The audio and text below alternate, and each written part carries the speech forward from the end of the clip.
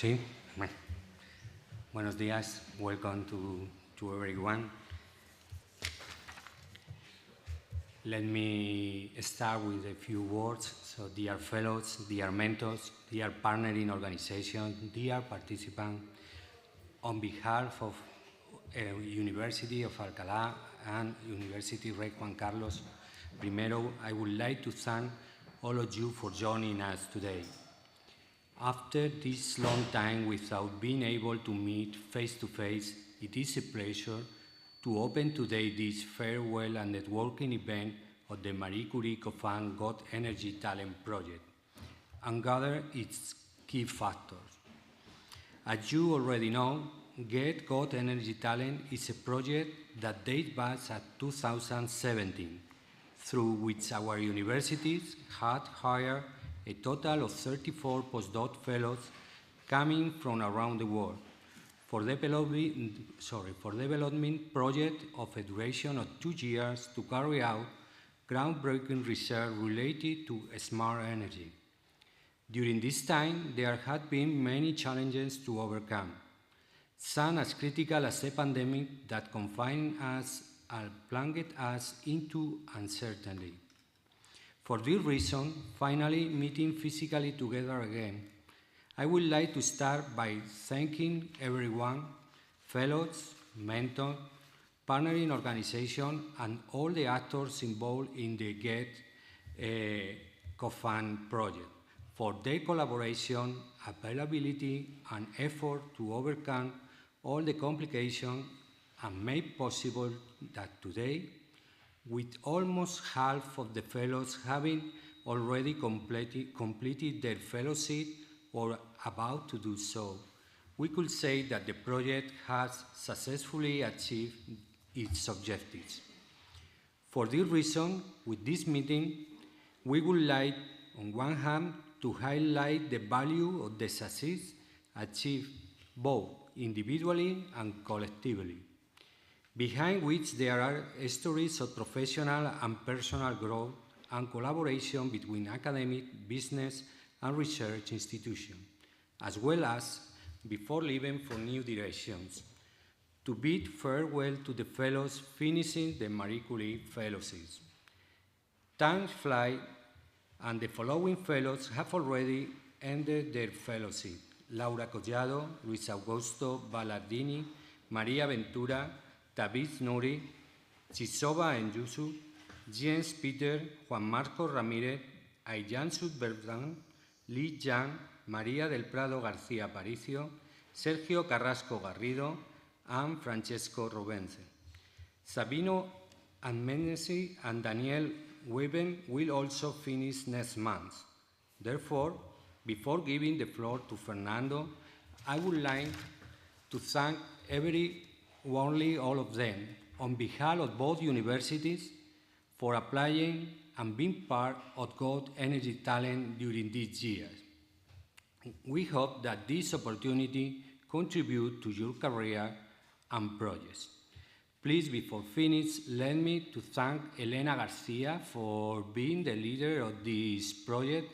She is going to be the PI of the project, and let me give the welcome to Sandra Garcia, that is now the new research director in the University of Alcalá, and now is going to be also responsible of this section. Let me also thank to Isabel Salgueiro and now Elisa, because they are the person that are day-to-day leading with this action. Thank you very much, because without your work, this will be impossible.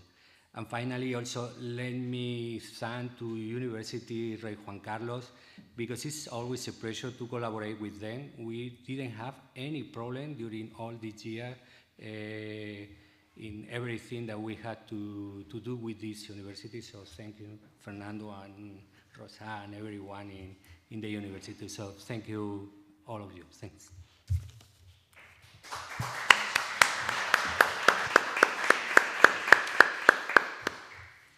Thank you very much, Javier, for your words. And thanks again to all the fellows for their commitment. As you have previously indicated, Javier, I would like to underline that God Energy Talent project is also a collective success. The mentors, both in universities and in partnering organizations, have played a key role in the development of each fellow's project, but also in making the secondments and research stays a fruitful reality. Building effective bridges between research, innovation, and business daily. This event falls within the aim of reflecting on this mutual learning and the importance of mentoring in projects that, like other energy talent, have the will to create impact and to overcome the gap between academia and non-academic institutions. Xavier Ekhut from FECID, whom we thank for his presence here today, will certainly enrich the debate and reflection on the mentor-mentee binomial from the experience of the mentoring program called Rebecca, Researchers Beyond Academia. All in all, in a context of growing uncertainty, science must consolidate its path towards a greater collaboration with society, economy, or public policies. This alignment, which is so important to consolidate the technological innovative capacity of any sector, becomes for all parties involved a clear win-win, whose nuances and challenges we will unravel in the round table dedicated to the development of the relation between research and business. We will delve through the experiences of our strategic partnering organizations, where several fellows have completed their secondments and have even been to continue their career after concluding their fellowships. To all of you, I would like to thank for your trust and collaboration along this joint journey. We hope that the event today reflects, as far as possible, the achievements obtained, but also the path in between and the importance of the role played by all of you. Thank you once more. Next, Sandra will summarize some of the figures and results obtained in the project. So, Sandra, when you want.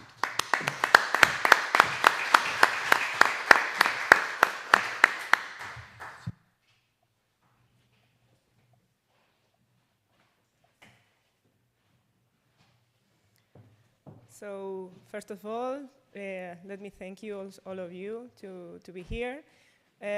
We were about to start this agenda with, of course, with the welcoming words of the vice rectors, and I think that we already have an overview of this agenda. We try to push and allocate at different sessions so that you can, all of you are represented in this agenda. So the fellows will have the floor, the mentors will have the floor. We also wanted to highlight this connection between the fellows, the academia, and the industry where they did the secondments and so on. So I think we are really happy that you can join us to share this agenda.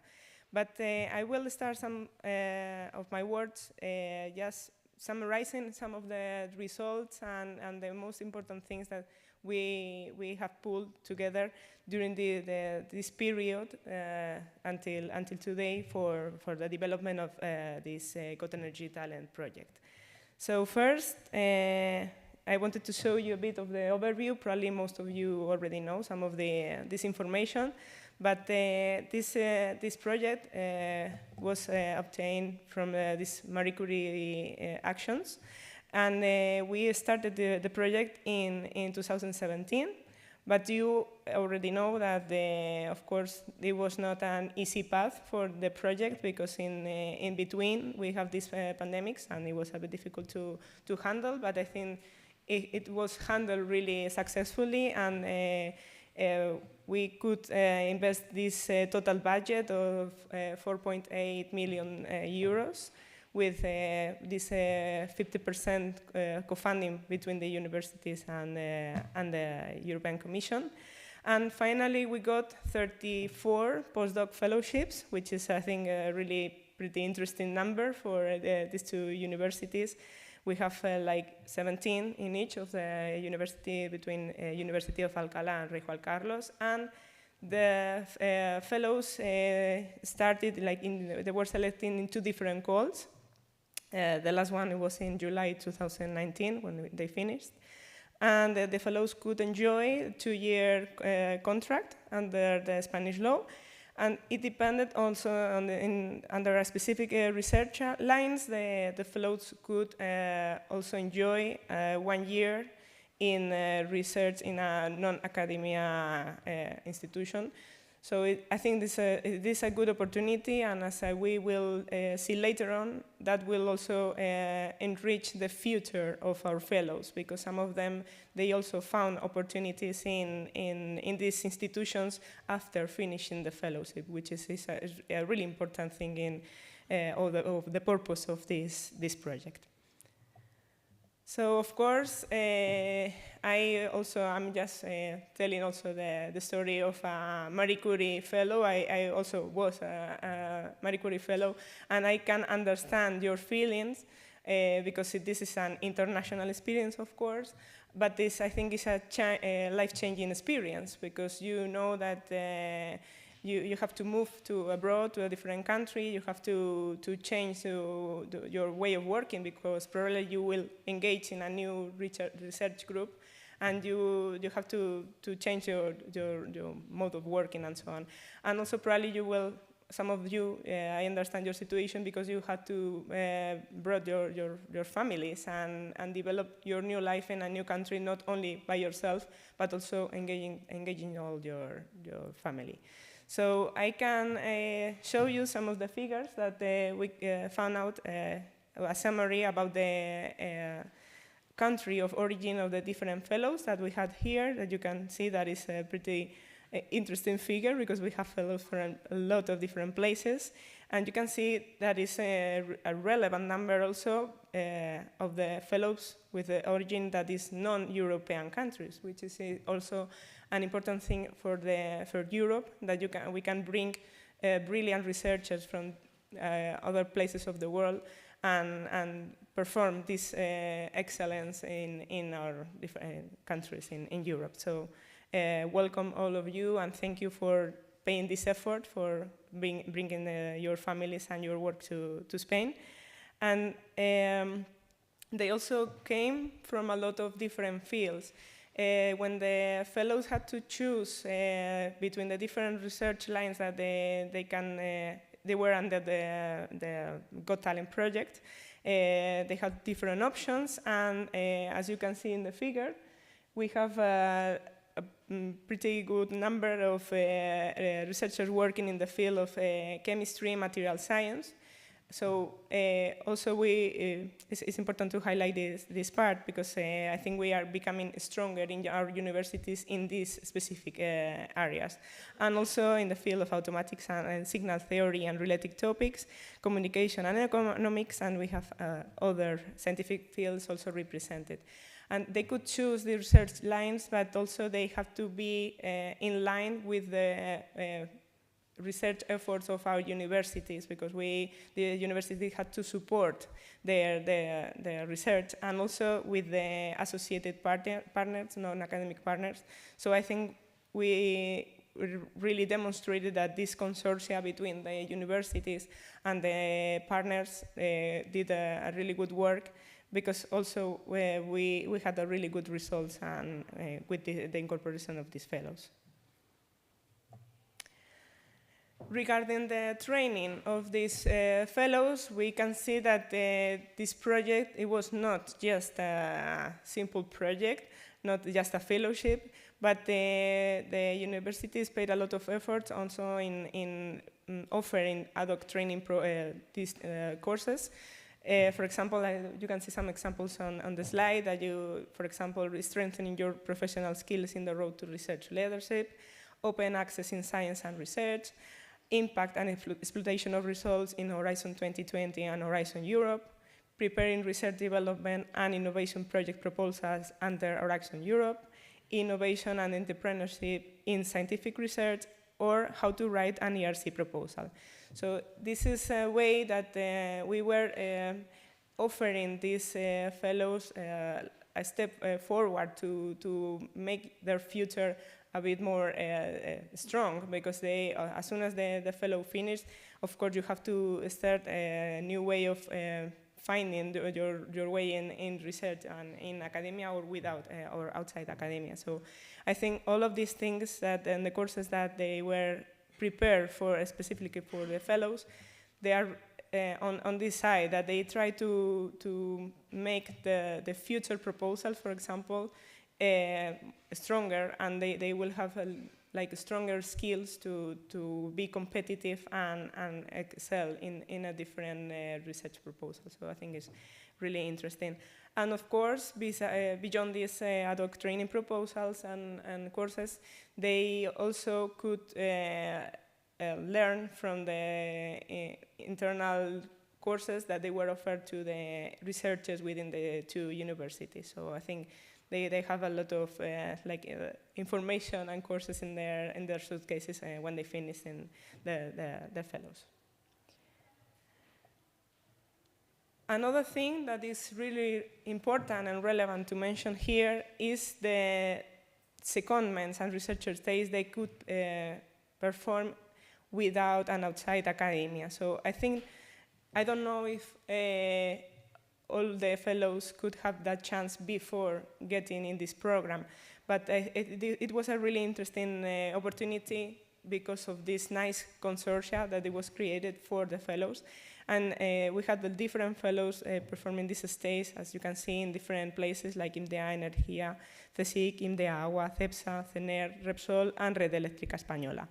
So what is really something to highlight is like some of these fellows also after not only the experience that they acquire by performing these researcher stays in these different places, of course the skills are really important, they acquire them, but of course planning their future is also relevant for them.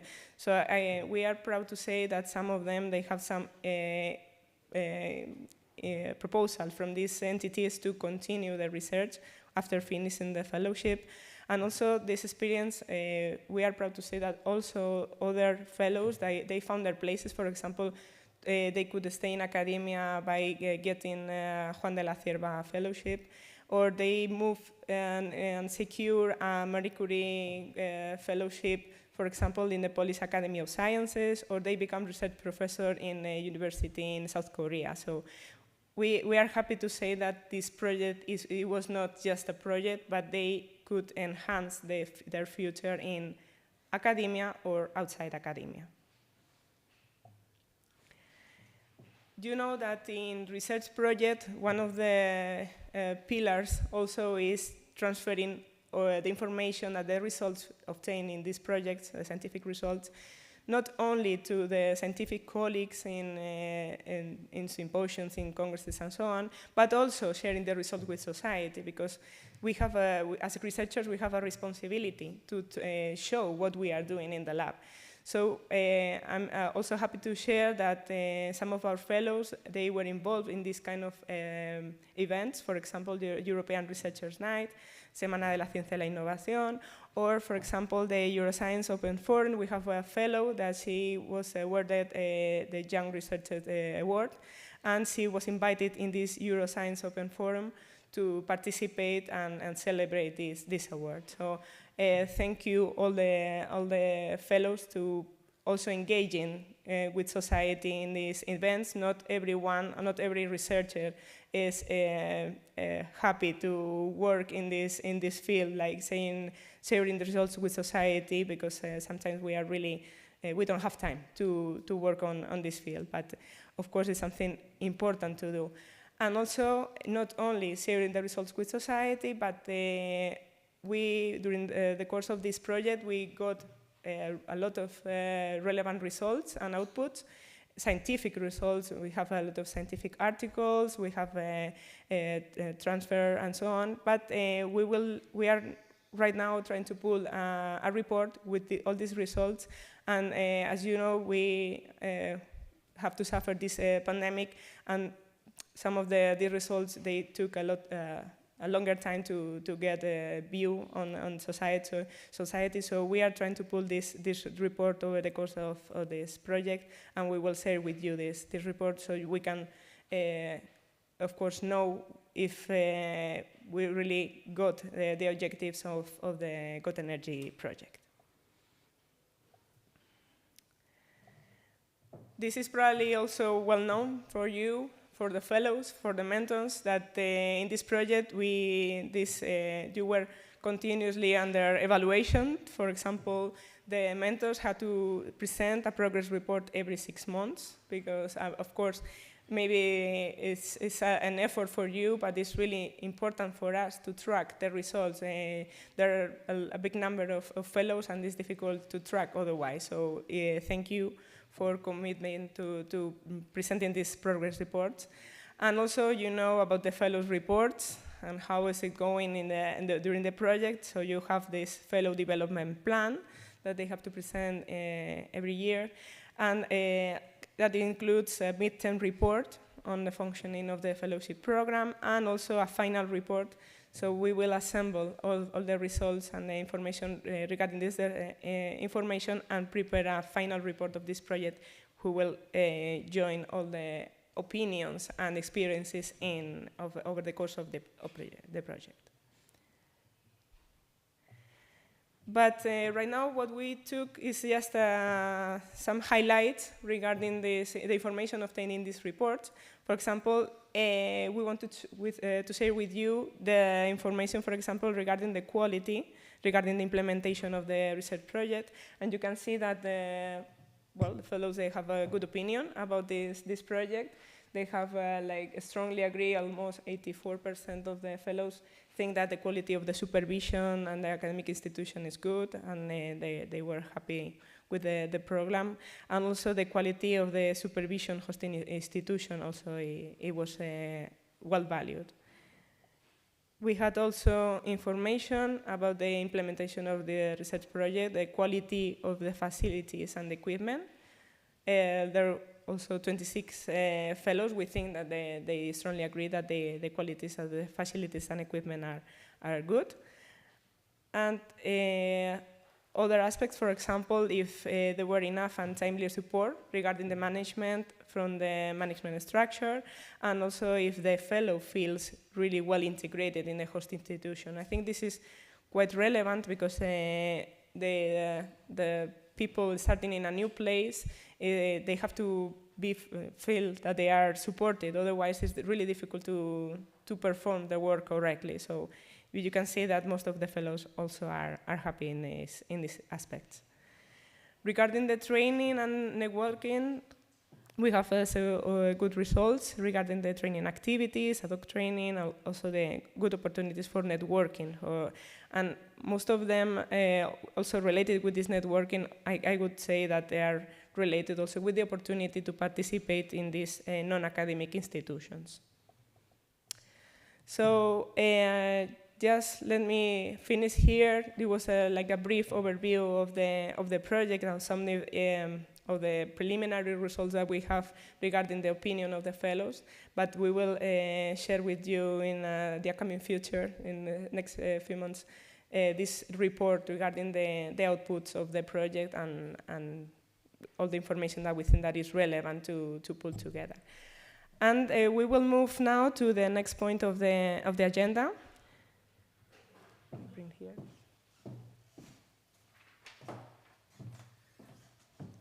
So now we will move to have the opinion, and we will share the experiences between different mentors and mentees. You can see, I mean, let me highlight this, that in other projects, we talk about the researcher and the supervisor.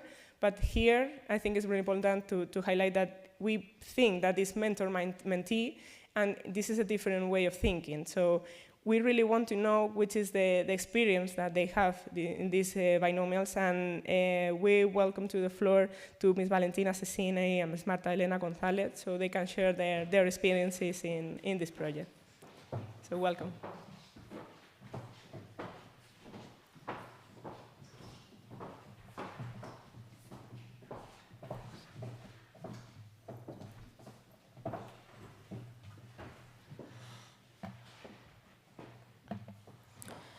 Good morning, everyone. First of all, I would like to thank the organization and Got Energy Talent organization to give me the opportunity to show today our experience, to share with you our experience, and also to give me the possibility to enjoy the program, of course. So, they...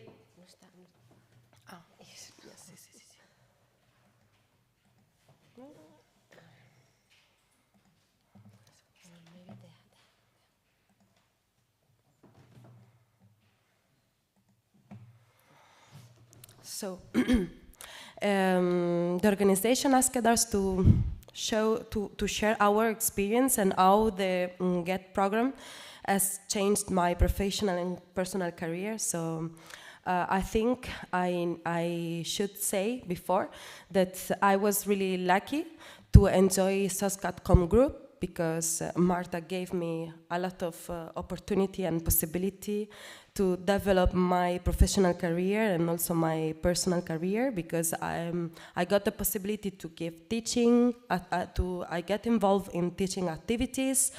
I also get involved in the direction of a lot of students' works, and I got involved also in divulgation activities as Semana de la Ciencia and the European Researchers Night, and I also got awarded, as Sandra said before, and I also got a lot of opportunities to improve my network of collaborators, enjoying the collaboration of Marta, and I think we share each other our collaboration, and of course I got the opportunity to develop really in a good way my project, because I got all the resources that I need in the university, and with all the collaboration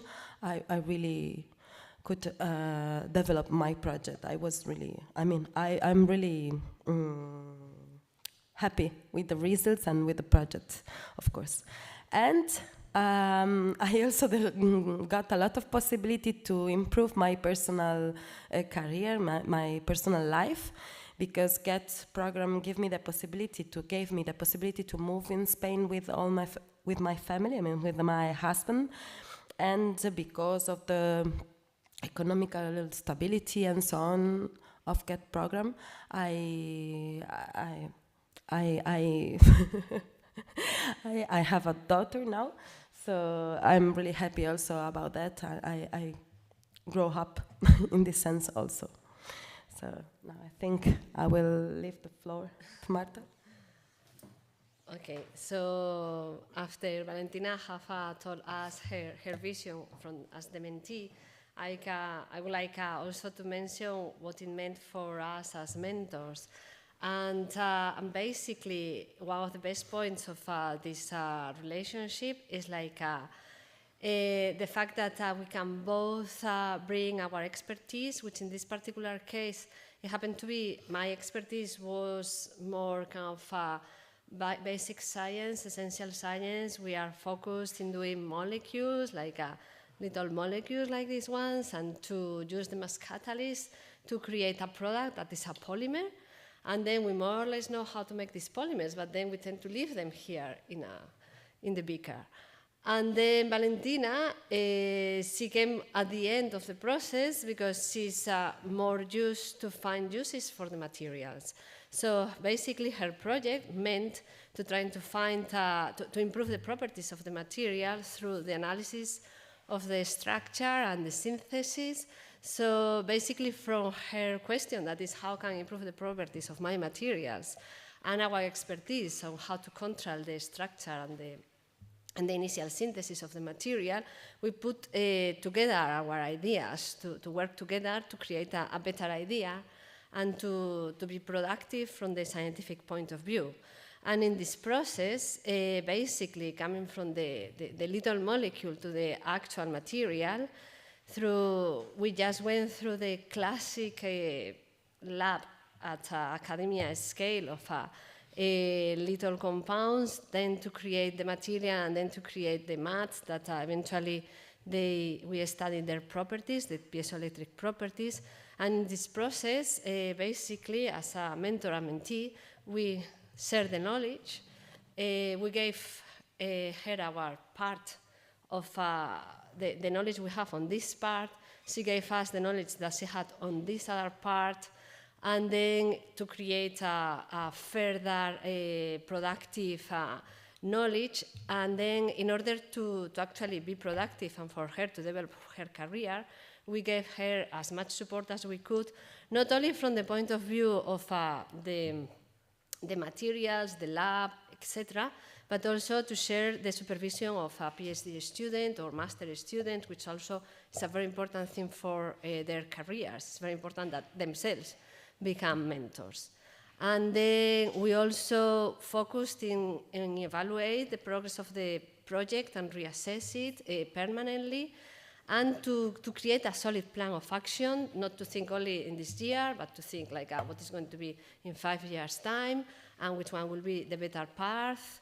And in this process also, it's important to try to go further and to try to take her and us outside our comfort zone to be able to evolve and to reach higher goals. And all of this is in order to help to develop her professional career, which I think is a very important point of these programs. And finally, I make this point here about to share the details and knowledge of the University of Alcalá culture and procedures, because in any organization, it doesn't matter if it is a university or a company, there is always an internal policies and internal rules that for the mentee, for the fellow to actually be more successful, it's important to brief them a little bit on how the things works in the organization. And in our particular case, I have to say Valentina was the first fellow. So we encountered quite a few difficulties initially, because it was the first one. It's like it was the first time we were asking, oh, is it possible to apply for this particular project, or is it possible to do this? It was like permanently this feeling of we are the eldest child that has to open the way, and that was very, very interesting, but at the same time, in occasions, was difficult, that's true. And I would like to say that I was lucky enough to be the mentor of 2 mentees, Valentina and also Saravanti Ghosh, which are now, she got her position in a very prestigious institution in India, in Kolkata.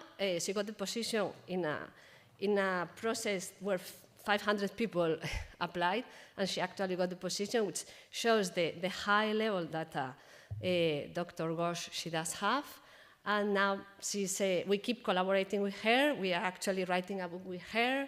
And for us, having these 2 very, very talented research fellows in our group has definitely improved our research culture. And I just hope that we can continue collaborating with them, and then hopefully, if it is possible, to retain the talent, because it is remarkable, the talent that these fellows have brought to the university. I will be a pity not to give them a possible path to continue. And I would like to finish this presentation just saying that I found this sentence recently, and I would like, and I agree with this point of view, that to serve as a mentor is to share one's energy and wisdom to guide and counsel in a most authentic way. And thank you, Sharon.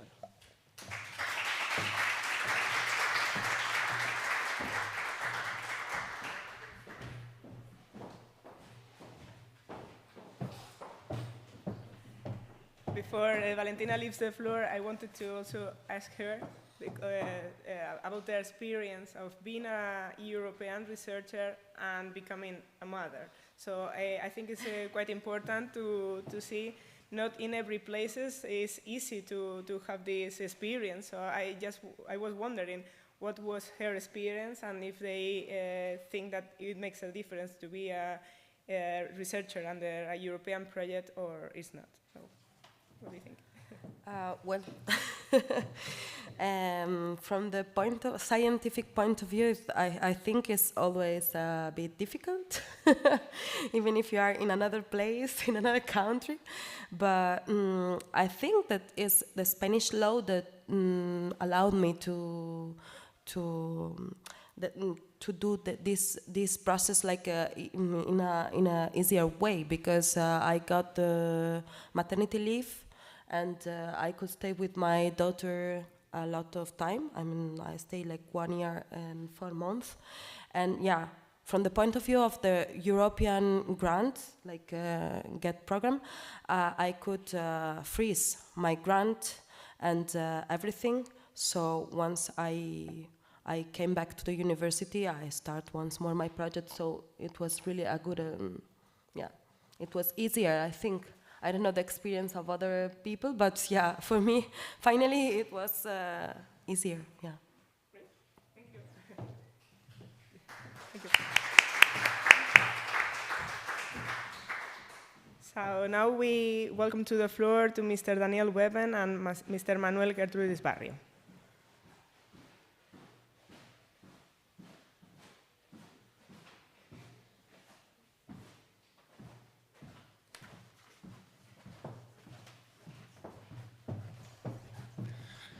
Thanks so much. Manuel couldn't be here today. I guess that's one of the first things about our mentor-mentee relationship is Manuel is extremely busy. So the time he could give me, it was very valuable. I appreciated it so much. And I just want to start off by saying thank you to the God Energy Talent, to both these universities, and especially to Manuel. He really took a chance. I contacted him years ago about this kind of collaboration when I saw this. And as some of you might know, I mean, shifting for me from the humanities into the social sciences, you know, kind of from literature into communication was difficult. And some of us have talked about this. You know, for many of us, we've applied for grants or fellowships like these for years. And you know, personally, this was kind of my last shot. You know, this was the last time I was going to try something like this to make this shift from the humanities into the social sciences and from the United States to Europe. And so I'm really grateful that it worked out. I felt so privileged. And then, of course, the pandemic hit. And we're still not, I think, trying to realize the full impact of that. You know, I mean, I think sometimes it's easier for us to talk as if it's over and that we've moved on with our lives. But I think some of us as researchers and as parents are still kind of trying to understand the full impact of that. So I just wanted to acknowledge those two things first and foremost. Personal development, I worked really well, I think, with Ciberamaginario. They are a group that kind of moves between doing research and creating content. And so for me, it was really a push to kind of generate more content. And so I was able to do 25 interviews and to edit those interviews and then publish them on the Ciberamaginario YouTube channel. I appreciated the chance to be able to speak with people, especially during the pandemic, to be able to go around and talk to researchers. It really opened up for me some great insights into the interdisciplinarity of the energy transition and the need to really talk across disciplines to different people.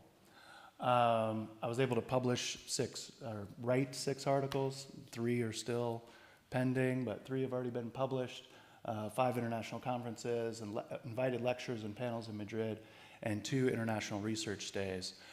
In terms of personal development, that was a great, one is going to take place here in a couple of weeks, but the ability to go to the Joint Research Center as a visiting scientist was really exciting for me to be able to kind of see the collaborations between science for policy and how policy is made at the EU level was just really eye-opening for me. I learned a lot during those 2 weeks and also made some great contacts, and just kind of seeing how science operates, science for policy operates at the European level has been great. And then to get to do this next stay at Karlsruhe, where I'll be kind of shifting into something more about the philosophy of energy and energy ethics, is also going to be really interesting for me, and I'm really excited to be able to do both those things. In terms of professional development, you know, as many people have already said, it was really about making these videos, but also the videos were, for me, kind of an excuse to go out and make contacts with people. And so being able to speak with people at a DAI, right, and being able to go forward with them and then see them at different community energy events and be able to connect some of the work that the government's doing with some of the policy that's going into place with communication has been really helpful for me. Manuel was really great about both protecting my time, but also when something came up, he would say, hey, why don't you go do this, right? And so all of a sudden, I found myself giving a plenary to the conference for the Ministry of Education on media literacy last year that was just kind of out of the blue, but was a great opportunity to get back and to talk to teachers, and especially about the importance of media literacy right now. The Renewables Grid Initiative has had a number of workshops online that I've been able to participate in. Then they saw some of my videos, and we've collaborated on a project together, and they're out of Berlin, and they work closely with TSOs and DSOs. The Marie Curie alumni group has also been great for me. Getting to go to Lisbon with some of my colleagues here was a great experience, and I'm continuing to work with them. And then finally, ISGAN, the International Smart Grid Action Network, which is part of the International Energy Agency, and I'm waiting for the final vote on it, but it seems that I'll be the communication manager for the working group on communication starting next month, working with ISGAN, just a part-time job, but it'll help kind of the transition from the Marie Curie Fellowship. And so these are just some of the institutions and some of the people that I've been able to make these professional contacts with, and I think without Manuel's help and without the kind of Marie Curie stamp of approval, it would have been much more difficult to make those connections and to get my foot in the door in these different places. In terms of personal development, and this kind of shifts between personal and professional, I was able to partner up with a doctoral student, Ron Romero Luis. We taught ourselves software such as Atlas TI, we worked on Adobe, we worked on Canva, we did many different things, and working with him has been exceptional. Dan Barreri, who did a lot of the video editing, I've been able to travel with him and work with him. It's been excellent learning from him about Adobe and about filming and everything else. Of course, Manuel. Dan was once sitting at a lunch with Manuel and I, and we sat down and we started like talking at each other in one of these like, all of a sudden we're bouncing off ideas and my hair's getting bigger and Manuel's getting excited, and he just sat there, and after about an hour of it, he was like, what just happened? Where did you guys go? Right? And that's what's great about that mentor-mentee relationship, is when you can get into a conversation with somebody who knows what you're doing and you're bouncing ideas off of each other, and it's this palpable excitement that other people might not be able to share in, but they can witness. And then finally, getting to go to the trainings, the God Energy Writing Group that we had for a while, and then publications with Jens and Sabino and Wong, and the trip to Lisbon. We had a great time at the Marie Curie Alumni Association. I hope we can repeat that experience in the future.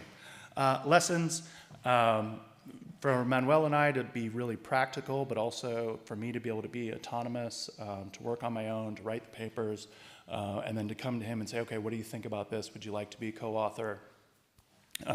And the liberty to collaborate beyond the mentor-mentee, and gain from a broader atmosphere. You know, I really worked with a bunch of different people in the Ciberimaginario group on creating these videos and writing papers. Discover diverse means of distributing results, papers, conferences, and community events. And this part, you know, every rejection includes a lesson. I was rejected for many fellowships and many papers before this. I'm sure I'll be rejected for many in the future, but then trying to gain a lesson from each one of those. And Manuel has been really helpful with that. You know, rejections come in, you sit with them for a couple hours or maybe a couple days, and then you go to the next one. And that's just part of what we have to do as academics, develop that kind of tough skin. one of the questions or the challenges that we saw is not being able to gain experience with Horizon Europe projects. Again, coming from outside of Europe, understanding the work program and not only the policies was really difficult, and he's working on a number of those, but both to protect me and my hours, he wasn't able to really let me into some of that, the operation of some of that, and so that would be really interesting to find out about how those operate, the Horizon Europe work packages, so I could potentially apply for one in the future. And then how to extend and create positions and continue this relationship. And that's something we've been continuing to work on, but is right now undetermined. So I hope I didn't go over. I know I talked really quickly, but hopefully those are some good points. Thank you.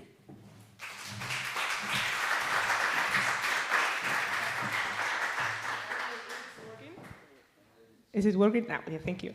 I was wondering, I mean, I think it's pretty clear from your presentation. Thank you. It was super nice to have this point of view. I don't know if you can just give an advice to people from humanities and social sciences to engage in this kind of proposals and European projects, because at least in our experience in the University of Alcalá, there are like a minority of people trying to accomplish this. Most of the people are from other sciences, but I would like you to have just provide an advice to them and encourage them to do and engage in these projects, because I can clearly see that it made a difference in your career. So how would you promote this between the humanities and social science people? Well, I guess two things, and I tell this when I teach writing, research writing, is the first thing is to find something to count, like literally, because our arguments in the humanities are these big fancy arguments that last for thousands of words, and we don't count anything, and if you don't count anything, you can't show impact necessarily or an effect, and your proposal gets tossed out right away. So as simple as that seems, find something to count. Secondly, I would say for the humanities, people are messy. When you begin to interview people and work with people and collaborate with people, I mean, in the humanities, we go to the library, we read 100 books, and then we write a paper by ourselves. It's nice and quiet. We have a controlled environment. Once you start to work with people, it begins to get messy, and you need to be able to, adjust to that. And so I think making those collaborations, getting out, working with people, writing things with other people. I'm not used to writing, co-authoring papers. In the humanities, we don't do that as much. But that's almost all they do in the sciences, is collaborate on papers, collaborate on edited editions. And so learning how to do that is really important from an early stage. Thank you. Yep. Pretty nice advice. Thank you.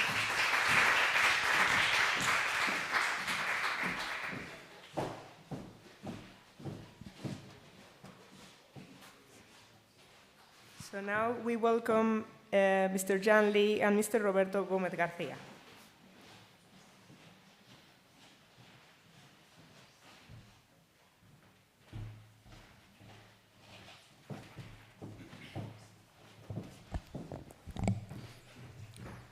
Okay, good morning, everyone, and I'm quite happy to attend this Gold Energy Talent event. And firstly, I would like to say thank you very much to European Commission and both the universities for the financial support to my fellowship. And also I want to bring this opportunity, say special thanks to my mentor, Roberto. During these 2 years, for this project, he gave me a lot of support and valuable and useful suggestions. And regarding the first question, how does the GD change my professional and personal career? And for this project, our research focused on this topic. And after my career cycle design with reflectionist or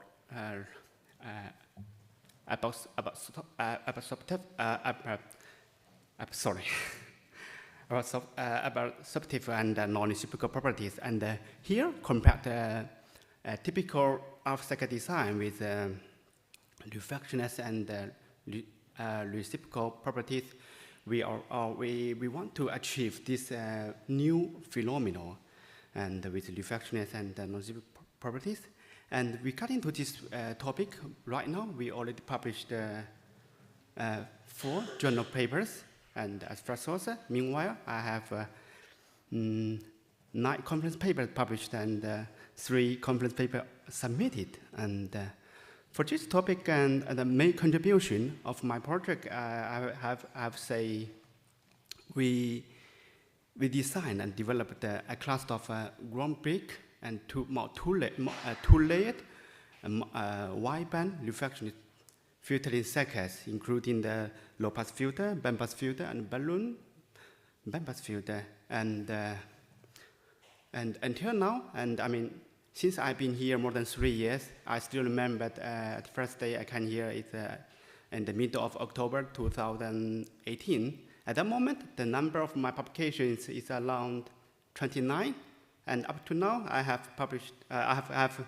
40 journals and 30 conference papers, published and not submitted. And it's quite improvement for my career, personal career here. So I'm quite very happy to work with Roberto. And meanwhile, during these last 2 years, I expanded my international cooperation, which is for researchers, and 3 from universities, 1 from industry, and Professor Dimitri Chishoyu from UCC, and Forrest from UTS, and Shi Yan is my close friend from China, and also my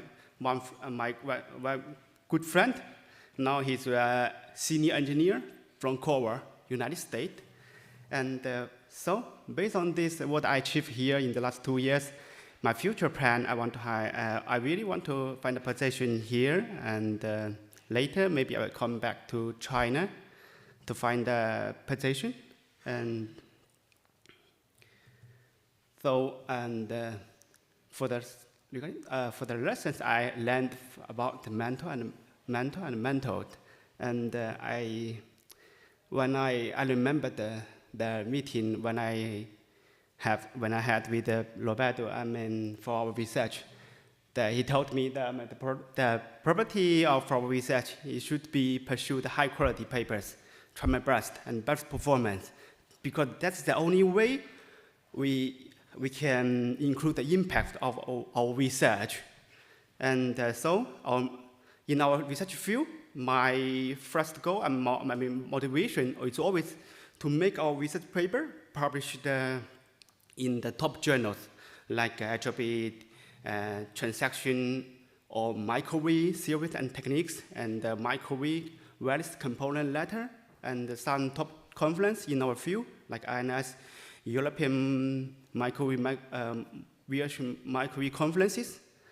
And forward, and generally we will have a research plan, maybe some research discussion every week. But since we meet almost every day, because we will have a lunch every day from Monday to Friday each week, so there's no specific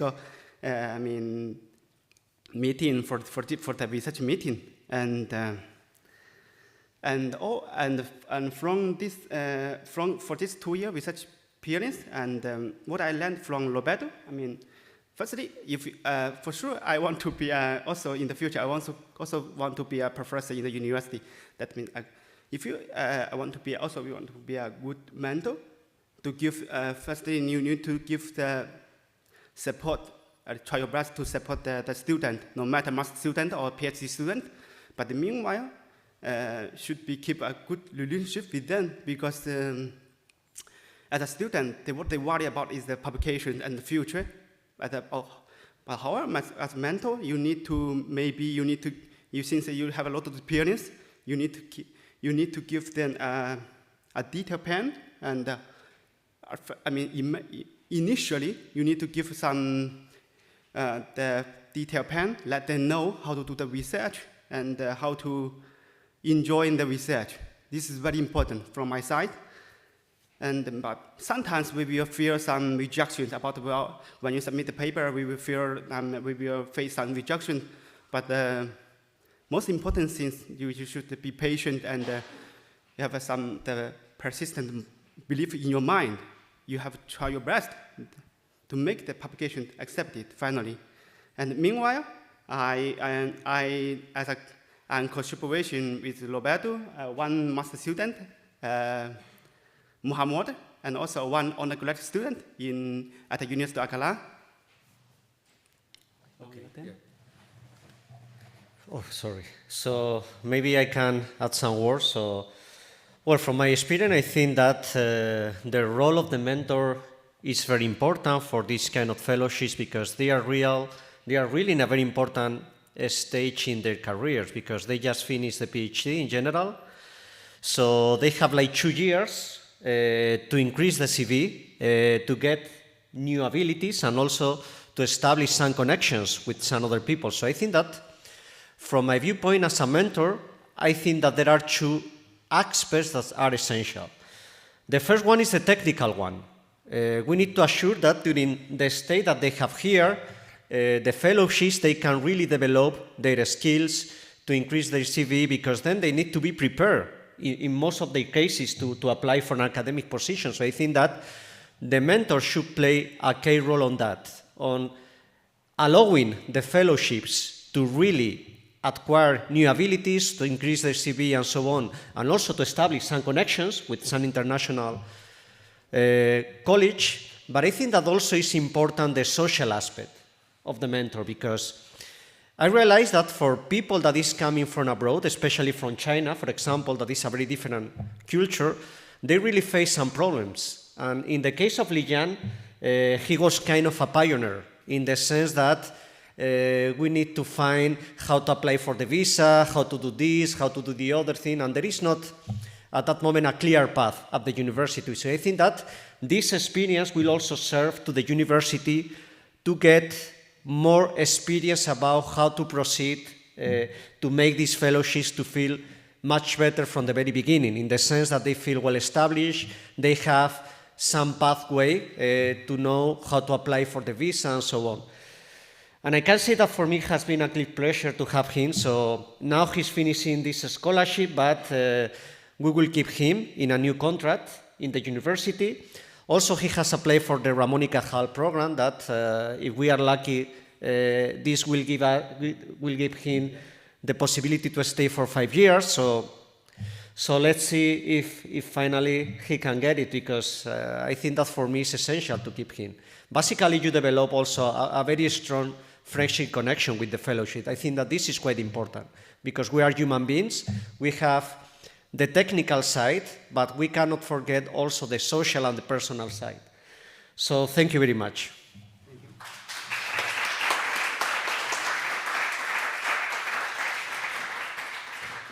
I think it was pretty clear, this relation, and I was also wondering something that probably all the fellows had a problem, and also the mentors had suffered somehow. Like, what was your experience regarding the language? Because you know that here in Spain, we think that we speak pretty good English, but it's not really true everywhere.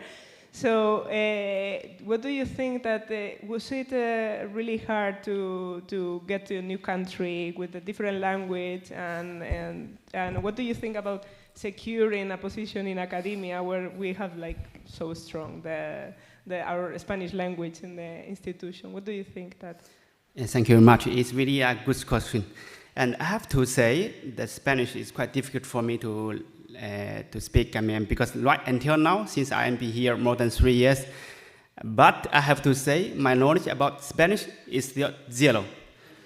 Yeah, I have to say. And but well, you have a perfect hola. The hola is perfect. You have to say it. And as mentioned by Robert, and it's quite difficult for our Asian people, because I saw most of the fellows. They can a big part from South America. For sure, and this Spanish may be quite familiar to them. But for us Asian people, here, me and one, it's quite difficult. And so as mentioned by Roberto, it's quite difficult for us to apply some like visa, and also, yes, indeed, we have this problem. But I think my personal opinion, this is mainly issue for some to the Asian scholar to come here because of the language problem. But since I already submitted my Lamonica application program, but I hope I can be lucky to have it. And then later I have to take some Spanish course. Okay, thank you. Thank you. Good luck. Good luck. Also, I think that another important thing regarding this question is that I think that the future scenario is that more and more courses can be taught in English. So I think that this is a scenario to which we need to move if we want to attract students from some other countries. So I think that this provides these kind of fellowships, some options to stay in the university without having a perfect Spanish. Of course, they need to have some basic Spanish in order to communicate with college, with the students. But I think that in the future scenario, my vision is that maybe we will increase the number of courses that will be taught in English. So I think that this can give some opportunity to these fellowships or some other excellent professionals that may come from other countries. One more, and maybe the university can, have some courses for foreigners. I mean, to make them to learn some Spanish for daily life. I think that would be a good choice, and also, I mean, I think it's a tendency also. Yeah, we need to move on that direction. Yeah, because from this way, they can achieve the international student and also the scholars from other countries, especially from Asian countries. That definitely will improve the ranking of the university, in my opinion. Yeah. Yeah. Okay, thank you. Yeah. Thank you.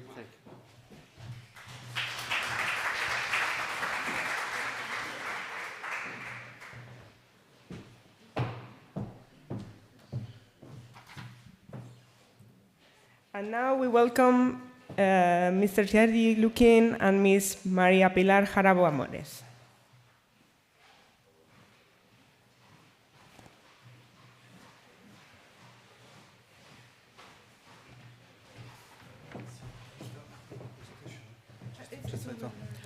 No, I mean, I have a small update. Okay. Can I do this? You can just switch it there. Thank you very much.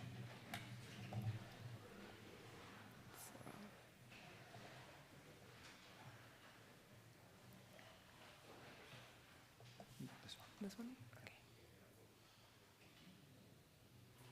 Okay, we can do it like that. We don't have to copy. Okay, thank you very much.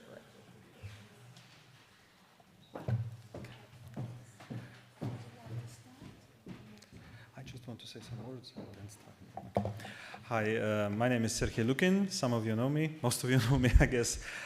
First of all, I would like to say thanks to all the COFUND administration for allowing me to come here, for facilitating the arrival.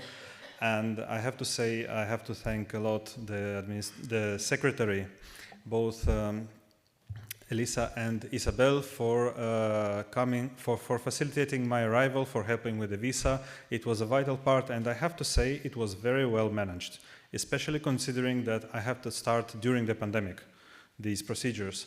And also I have to say a big thank you to my mentor, Maria Pilar, because she has been amazing in helping to come here and to settle here with all the procedures. So with that, I would like to give the first word to Maria Pilar. Well, thank you very much, Sergi. It has been a pleasure. And also wanted to thank all the effort performed by the University of Alcalá and University Rey Juan Carlos to achieve this God Energy Talent program, and they give us the opportunity of participate and invite people in order to work and to enrich our research experience, but also very, very important, our personal and human experience. So in this first stage of the presentation, I would like to explain our collaboration starting project. It was the Scout project, a FP7 security project where we, with other consortium members, work with the objective of providing innovative technologies as new tools for the protection of the space control ground stations facilities against physical attacks. Space ground control stations were the scenario, but the key elements were the design of a network of sensors in order to fulfill a very important challenge. To obtain early warning, preservation of privacy, very important, capability of target classification, and of course, low-cost power consumptions and minimization of electromagnetic pollution. This is really, really important, and it matches with the objective of the frame of this God Energy Talent Program. The final solution is described here, where what is the, well, I don't know. I want to see, this one, thank you, again. You can see it, perfect. This is the idea of using different kind of sensors according to the target and the expected coverage. So here in the blue letters, you can see the principal contribution of University of Alcalá, and in black letters, the main contribution of the research institute where Sergi was developing his research career. The result was really, really interesting from the research and, of course, from the personal point of view, because we understood both technologies. We are talking about two different security surveillance technologies, and as a result, and after continuous working, participating in European proposals, as you know, it's really difficult. You must apply many times to obtain one challenge. But this relation enrich our experience and give the floor, give the base for the proposal of the project that Sergi is developing here in the University of Alcalá, and I would like to give you the floor in order to explain this. Thank you. Okay, so my project is called a road traffic monitoring system that with passive coherent location. It combines the passive coherent location technique and the tomographic ground synthetic aperture radar technique to achieve a sensor with which we could monitor the traffic, as explained in the title. So here I'm going to explain basically what the hardware is, the immediate hardware, the RF front end, shall we say. So the antenna system consists of two linear arrays that together compose an L-shaped antenna array, and they are passive. They do not emit any radiation. They are only receiving. And so does the reference antenna, which is, despite the icon here, it's a directional antenna. And it is directed towards a source of opportunity, which I'm going to explain the concept in the next slide. So passive coherent location is a radar technique which uses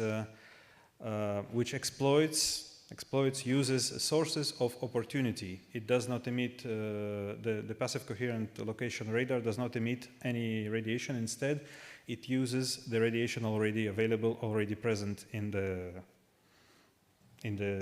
medium, and which is very in line with the green energy objectives that we have here in God Energy Talent.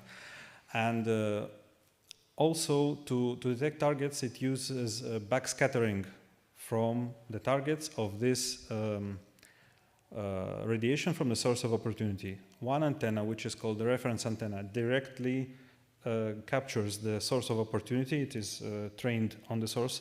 And the antenna arrays, they are called the surveillance arrays, which are, the reference antenna is here, as you can see, and here of course, at a much greater distance than this is the DVB-T tower. And the antenna arrays are located on the gantry, the big pole, the big installation with traffic signs and everything above the road.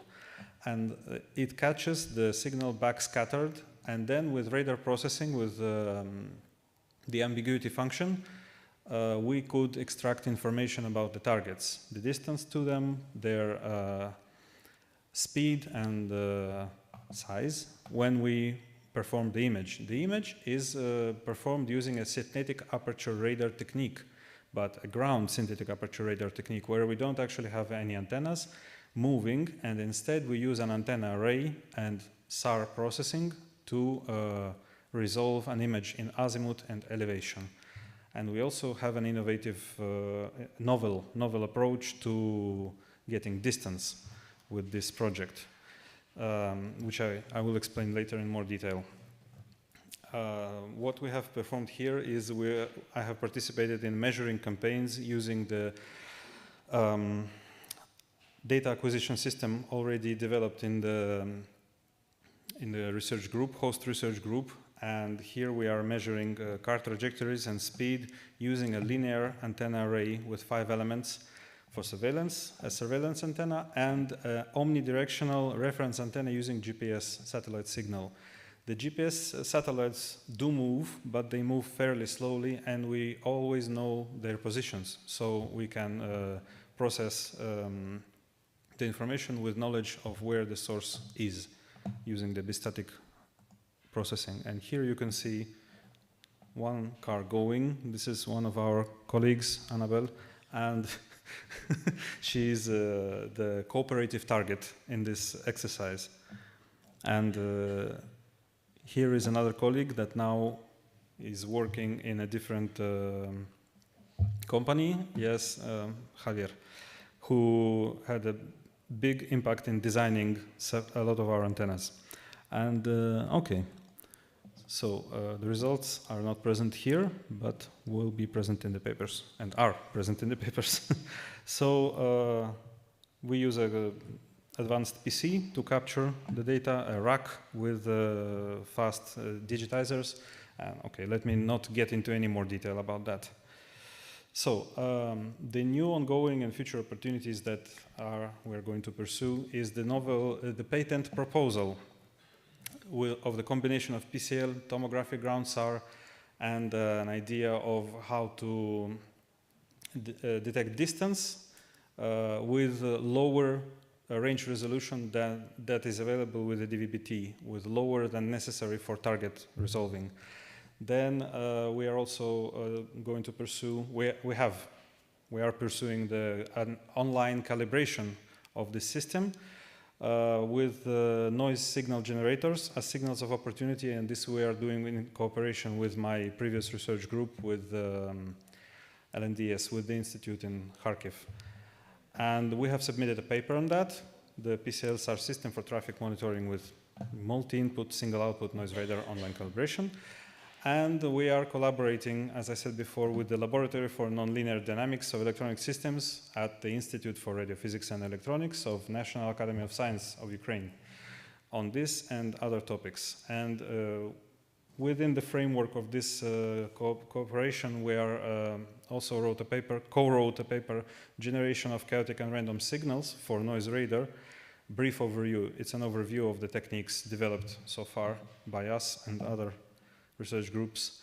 And we also have an idea for a startup that we're currently researching, an automotive radar, so a mobile radar in the car based on PCL and maybe noise radar for collision avoidance. So, yes, and this is the, yes, please Pilar, continue on this.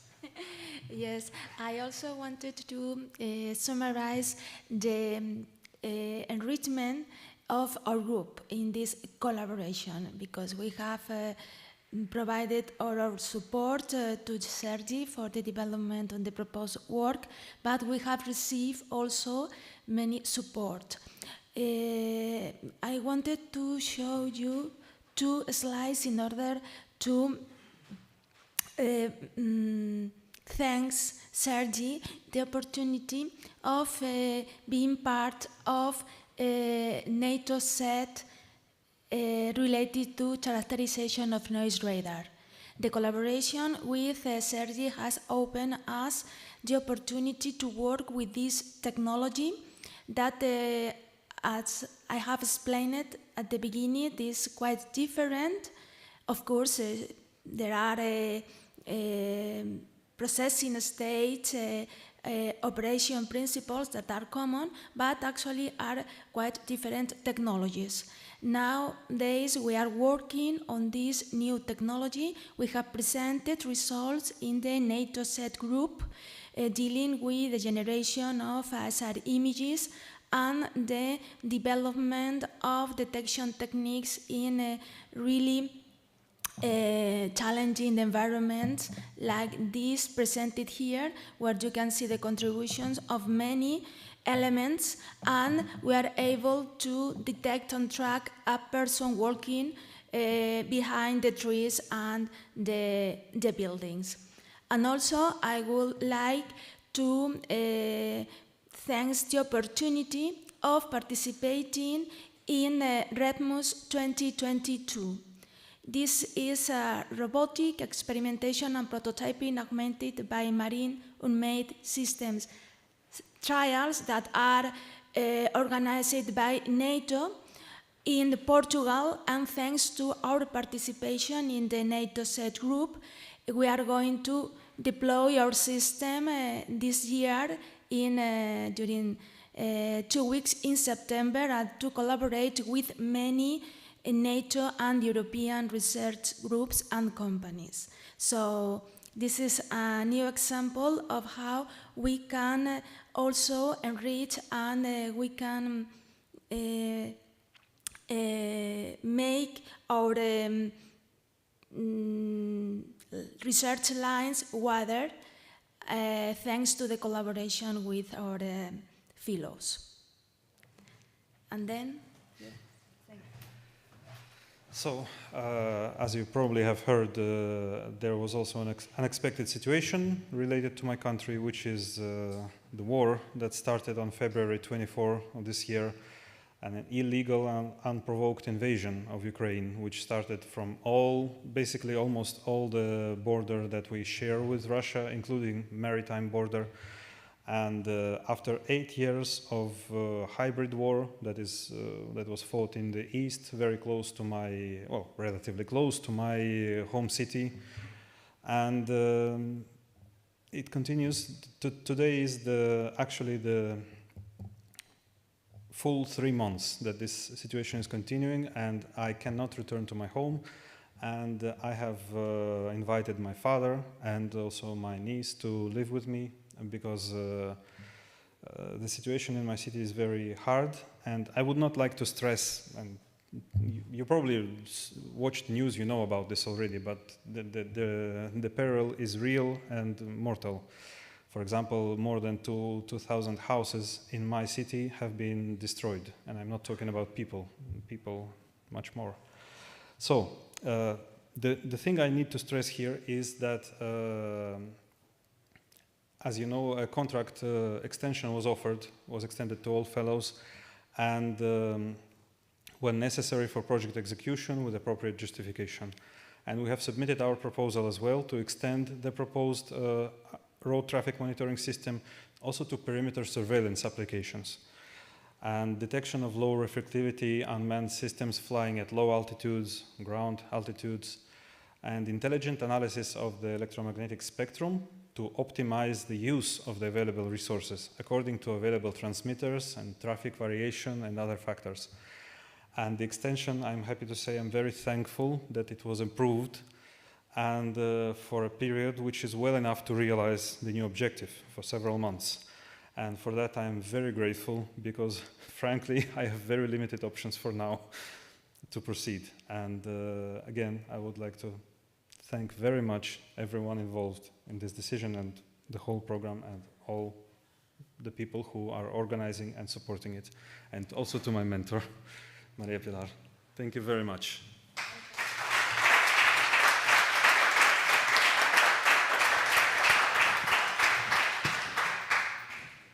So thank you, both of you. I think it's pretty clear the importance of the collaboration between different groups, different countries, and so on.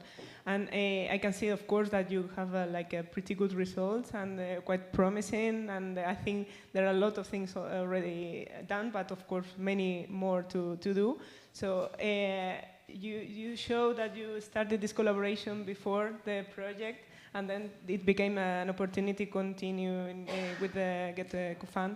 And what do you think that will be the future for this technology and for yourself? I mean, would you like to, you show that you have submitted a proposal for studying this technology, but would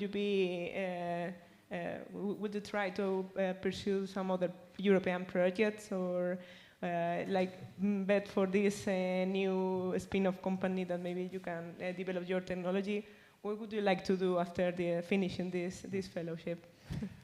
Well, I'm going to submit an European Research Council proposal on the extension to extend the stay here, of course, and also I would like to, well, the startup, we are exploring now the possibilities. It depends a lot on the patent, and so we are a little, how to say, we have to decide here. But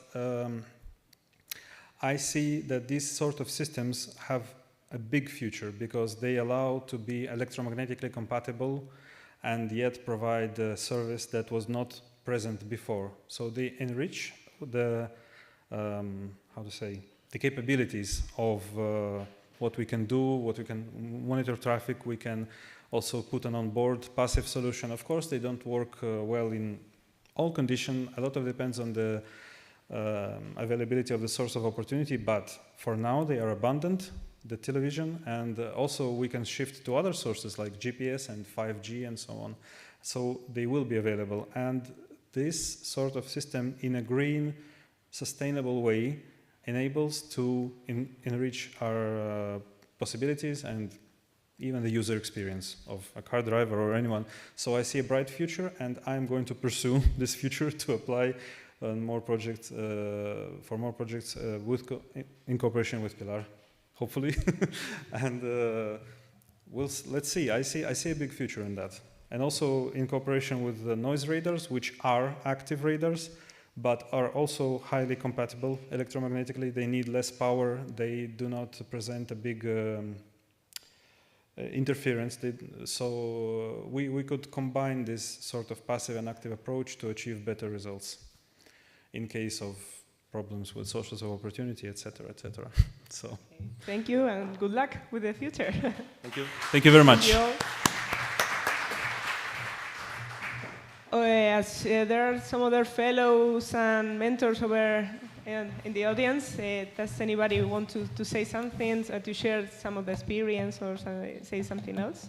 Or do you think that more or less you are represented by the comments that all the mentees and mentors already shared? So if you want to say something now, it's in your hands, if you want to share something with us. Otherwise, we are pretty good in the time in the agenda, so maybe we can have a small break right now until 11:15. So we have the next speaker, which is Mr. Xavier Ekut. So if you can just like wait for 15 minutes, and we can take a break and go to the toilet or whatever you need. Okay?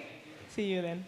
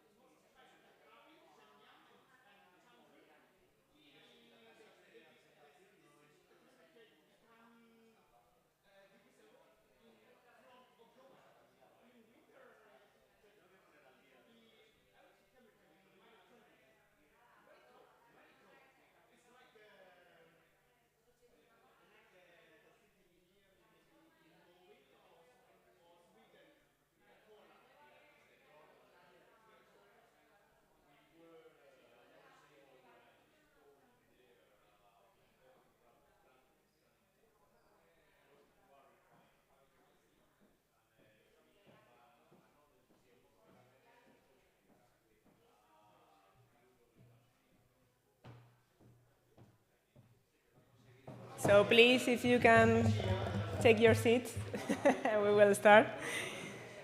Please. We have later on we will have a session, a cocktail session for networking and so on. So we hope that you can join also and discuss anything that. So just to not get in more delay, let me present Xavier Ecut. He's working in the Spanish Foundation for Science and Technology, and he will talk about the mentoring program Rebecca, this Researchers Beyond Academia, which we thought that it will be a really interesting presentation for fellows, which are in the process or already finished. So maybe it's a good way to know what to do beyond academia. So the floor is yours. Thank you. Hello, everybody. Thank you very much. First of all, for the invitation to come here and share our activities. Actually, as you will see during my presentation, I mean, it was very nice to see today how you were presenting these pairs of mentors and mentees. And I think that the spirit, with some differences, I think that our approach is a bit lighter. But the approach is basically the same. And actually, I believe that I will be preaching to the converted here. So I don't think that there will be too many, let's say, very revolutionary messages, because probably all of you will be already familiarized with the things. I would also like to start by congratulating both the universities for first winning and then successfully implementing the COFUND program, because I mean, I'm here today with my Access hat, but I've started just with Horizon Europe as a Marie Curie NCP. And I kind of am aware of how difficult it is to gain these programs, these actions, and also to implement them. So congratulations to both, and also to the fellows, of course, for successfully finalizing your projects. Bear with me, because, you know, in these kinds of things, you always have to do a bit of self-promotion. As I was introduced, I come from the Spanish Foundation for Science and Technology. Hopefully some of you, or hopefully all, will know it. But I always feel obliged a little bit, first of all, to acknowledge my own institution, but also because FECIT, if it's known, it's mostly known because of its activities for bringing science closer to society. But as I said, we are a foundation that belongs to the Ministry of Science and Innovation, and we have quite a number of activities which are actually supporting the ministry and things that have to do with internationalization of our national R&D ecosystem. And that includes two things. That one of them is what we call Oficina Europea. We have some national contact points there, including Marie Sklodowska-Curie, of course. But also we are coordinating this initiative, which is the main reason why I'm here. It's called Access. Hopefully you will also be familiarized with it, but in any case, it's one of these European Commission initiatives, which has a very wide goal, which is supporting researchers in mobility and their career development, and also fostering international collaboration. So you can see that there's a very clear connection, for example, with the COFUND program. We are present in 42 countries, which include, of course, member states and associated countries to the framework program. And we are around 600 centers, and I always use quotation marks because it's not like they are physical offices. Normally, it's a person who has dedicated some time of his or her working hours to providing this kind of support to the researchers and their institutions. The initiative itself has a bit of a evolution, and I promise that this will make sense at some point. I will start talking about the mentoring, because we started basically 2008 or something like that. I think that the initiative was launched. I wasn't even around at FECIT at that time. It had it's supposed to be a tool in order to achieve what ERA wants to be, the European Research Area, which is an open labor market for scientists and researchers, facilitating their mobility and supporting their career development. And we have tried to do this, let's say, in different steps. First of all, the open labor market, which is basically giving visibility to recruiting opportunities to researchers across Europe. But we also have we provide also some support to some institutional policies, things which I'm not going to get into. And last but not least, this is the most, let's say, recent or the newest part of the work that we do in Access, which is providing support in terms of career development to researchers. A bit more of advertising. As mentioned in the introduction, many of you are finalizing or have finalized your project. You might be looking for alternatives. I'm not going to be talking about academic positions, but remember that Access, as part of this open labor market. It has a database with jobs and funding opportunities, basically across the world. So it's a place where you can look at. We also have some information. This is all centralized in a European portal, but we also have some national portals in each of the countries. And I highlight this for two reasons. Because one of them, because we are managing the Euraccess Spain portal. But the second one is because if you happen to go to any countries, as part of the introductions this morning of the pairs, we had some reflections about how difficult it may be for, let's say, socio-cultural integration of researchers, which is very important also apart from, let's say, the research work per se, especially if you're traveling with families or you have any kind of additional obligations. So these Euraccess centers are out there and are a first entry point to try to provide support in this sense. So if you happen to get a position in some institution and you need some kind of query, of course, I mean, Euraccess covers theoretically a huge amount of data. So not every Euraccess member knows about everything, but you have information about the different Euraccess, again, centers that you can find in the institutions with the expertise and, most important, a contact person. And a contact person, for example, is something as basic as this person is going to speak English. So that may help you probably with administrative steps that you have to take, even if that person in particular may not be able to help you directly with the process. And then you have to also look at the national portals because you might find additional information which could be interesting apart from the database of jobs and so on. And here I show you in a very interested way what we have in the Euraccess Spain portal. We decided that we wanted, with this mission that we have to support the ministry in order to provide visibility all around the world of opportunities to do science in Spain, we have this is the jewel of our crown, which is what we call Science in Spain, with a number of documents. And that includes this, which is probably our most successful document, which is a research career path at glance. This document tries to summarize what would be a traditional research career within in the Spanish ecosystem. And most importantly, what is most relevant for the researchers, the number of calls or funding opportunities for the different stages that are currently available. This is a document that we update every year. We are being a little bit slow this year, but because you may be aware that we have a new science law with implications coming from a new work law. So basically the career structure has been a bit redefined, and the way that we're going to show that in order to map the funding opportunities is taking a bit more of time. But this provides me a good introduction, apart from the advertisement part, to go into the focus of this topic. And this is, what does a scientific career look like? It may look like a stair, which is the one on the left, which is basically you start from the bottom and you go up, and always in the same path. Or it might look a bit more like a scaffold there that you see on the right, which means that you might move from one place to the other in order to go up. Sometimes you might need to go down in order to go further up. So that's the reality. And I wanted to go back into our research career path, because what you see there is the structure from the current version that we have published in the website. And you can see there, as I said, that if you look at what would be the traditional academic career, public academic career in Spain, we put it as a line. You go from a PhD, you go to a postdoc for a number of years, eventually you get into a tenure track process, and you will eventually end up in a permanent position in the public sector. But the thing is that we also try to address or acknowledge that there is a reality out there, which we put there with that purple line in the bottom and with that green line in the upper part, which are industry positions and other positions related to research and development, but not necessarily academic research. And we put it there in two lines, but the reality between those two lines is probably closer to what you see down there. And I'm pretty sure that many of you have seen this figure there, because it's completely outdated. It's from a report of the Royal Society dating from 2010.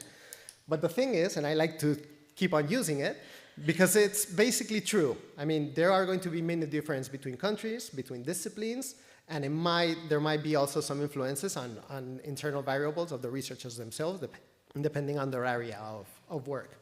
But it still is probably true, on average, that just by pure numbers, 90% of the people who start a research career will not be able to stay in an academic position throughout their entire life. And it's a matter of numbers. I mean, the system can absorb the amount of people that it can absorb.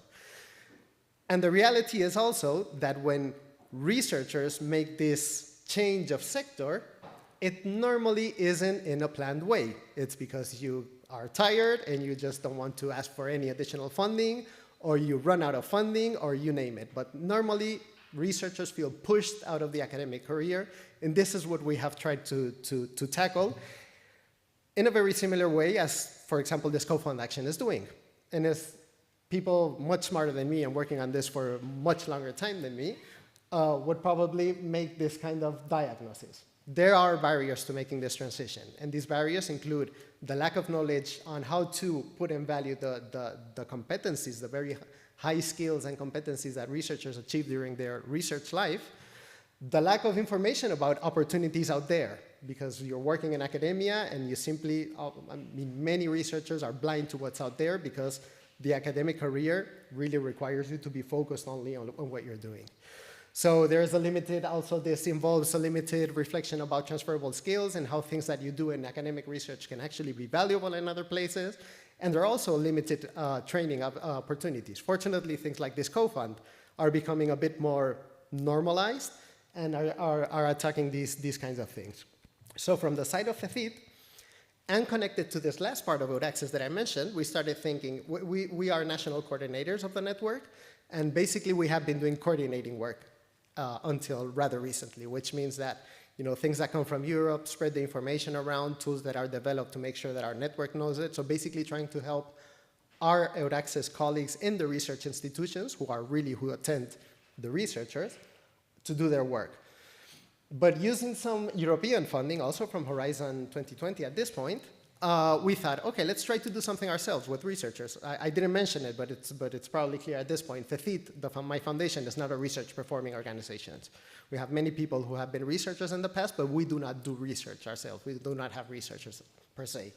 So we decided, well, let's try a pilot. And we came up with this idea of a Rebecca mentoring program, which, as you can see there, stands for Researchers Beyond Academia Mentoring Program. Who we wanted to put together here, we were aiming at, as mentees, at early stage researchers, which basically means all the way, I mean, even people who are finalizing their master thesis and are already thinking of getting into a PhD, until early postdocs. So basically anybody in the first part of their research career. And we decided we wanted to try to match them with mentors, which have this very funky definition, which is highly skilled professionals connected with STEM and social sciences and humanities, which actually means what you can see in brackets. Any professional apart from academic researchers.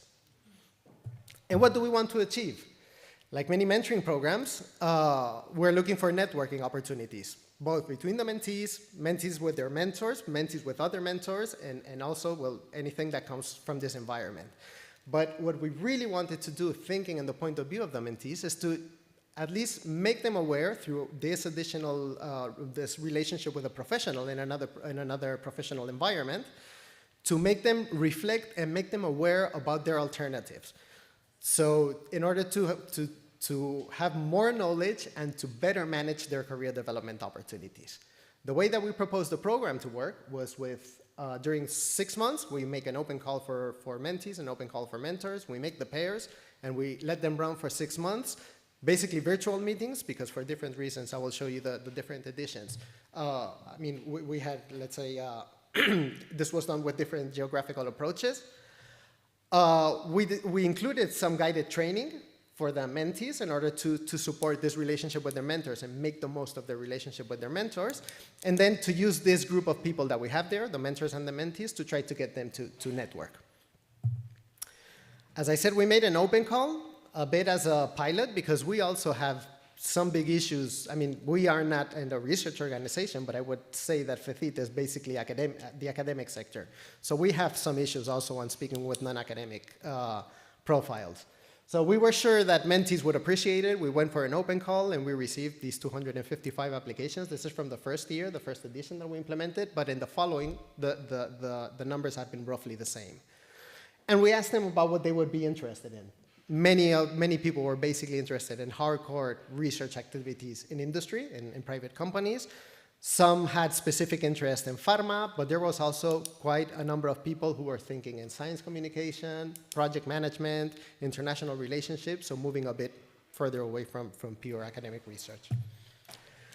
What about what they were looking for? Well, basically, the people, we asked them this at the time of the registration, mentees acknowledge that they feel uncertain. They might have a certain level of awareness about this graphic that I told you, that at some point they will not be able to stay in academia, and they are aware that they don't know exactly what's out there, and they want to start thinking about it. They're also interested basically in knowing other professionals, and a lot of people didn't want to move away from science, but they didn't want to continue doing research, or they were contemplating the possibility of doing something different than academic research. In the case of the mentors, and this came as a surprise, we did an effort. We were aiming at 20, 25 pairs initially in the first edition. So what we did is that we basically used all of our professional and even personal contacts to try to ensure a minimum number of mentors that would apply for the program when we open it. And apart from that, we used our road access centers, our social media, and so on, and we went for an open call. And we were absolutely delighted and very pleasantly surprised that we received more than 100 applications of professionals who were willing to devote time to this program and 6 months of having conversations with an early stage researcher. And what about their motivations? Many of them had some research experience and acknowledged that at the point where they expected the mentees to be, like I said, most typically a PhD candidate, they remember that time and acknowledge that they would have liked to have this kind of support in order to have a bit more of a wider view about their professional options. And then others just wanted to share the experience, wanted to get in contact with younger generations, being in contact with research, so quite a number of things. But most importantly, as you can see in the numbers, I mean, a lot of altruism there. Because by the way, we do not pay the mentors. We actually believe that this mentoring program, which is something which makes it a little bit our life easier, is let's say, easy to sell to the mentors, because we are not looking, let's say, for professional mentors or coaches for the mentees. What we're looking for is for professionals willing to share their professional experience. I mean, they might not have the right answer, but basically they're willing to share. I did this, I did that, this worked better, this worked worse. And basically to open the eyes of the mentors.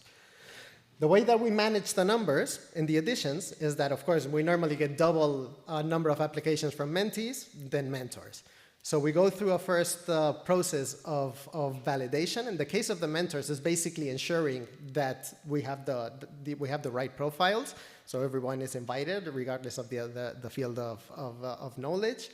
And from the side of the mentees, there's a bit more of work there, because what we do is that we establish a ranking. We have a number of key questions. Basically, what we try to achieve or to identify is people who are really, or what we think that are precisely in the right moment to make the most out of this mentoring relationship. Because of course, from the side of the mentors, as it's completely altruistic, they do not get paid, they also have a work, they also have families, they also have all kinds of obligations.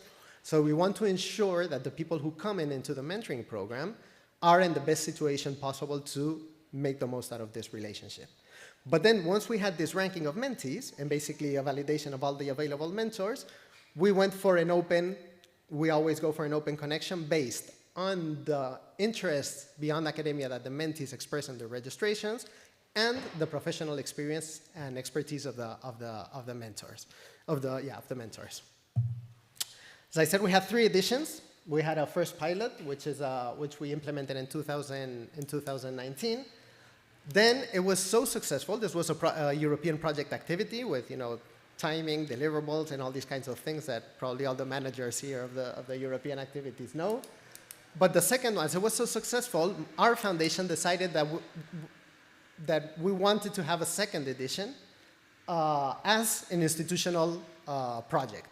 So this was launched in 2020, but implemented during 2021, also in pandemic times, which brought some interesting challenges.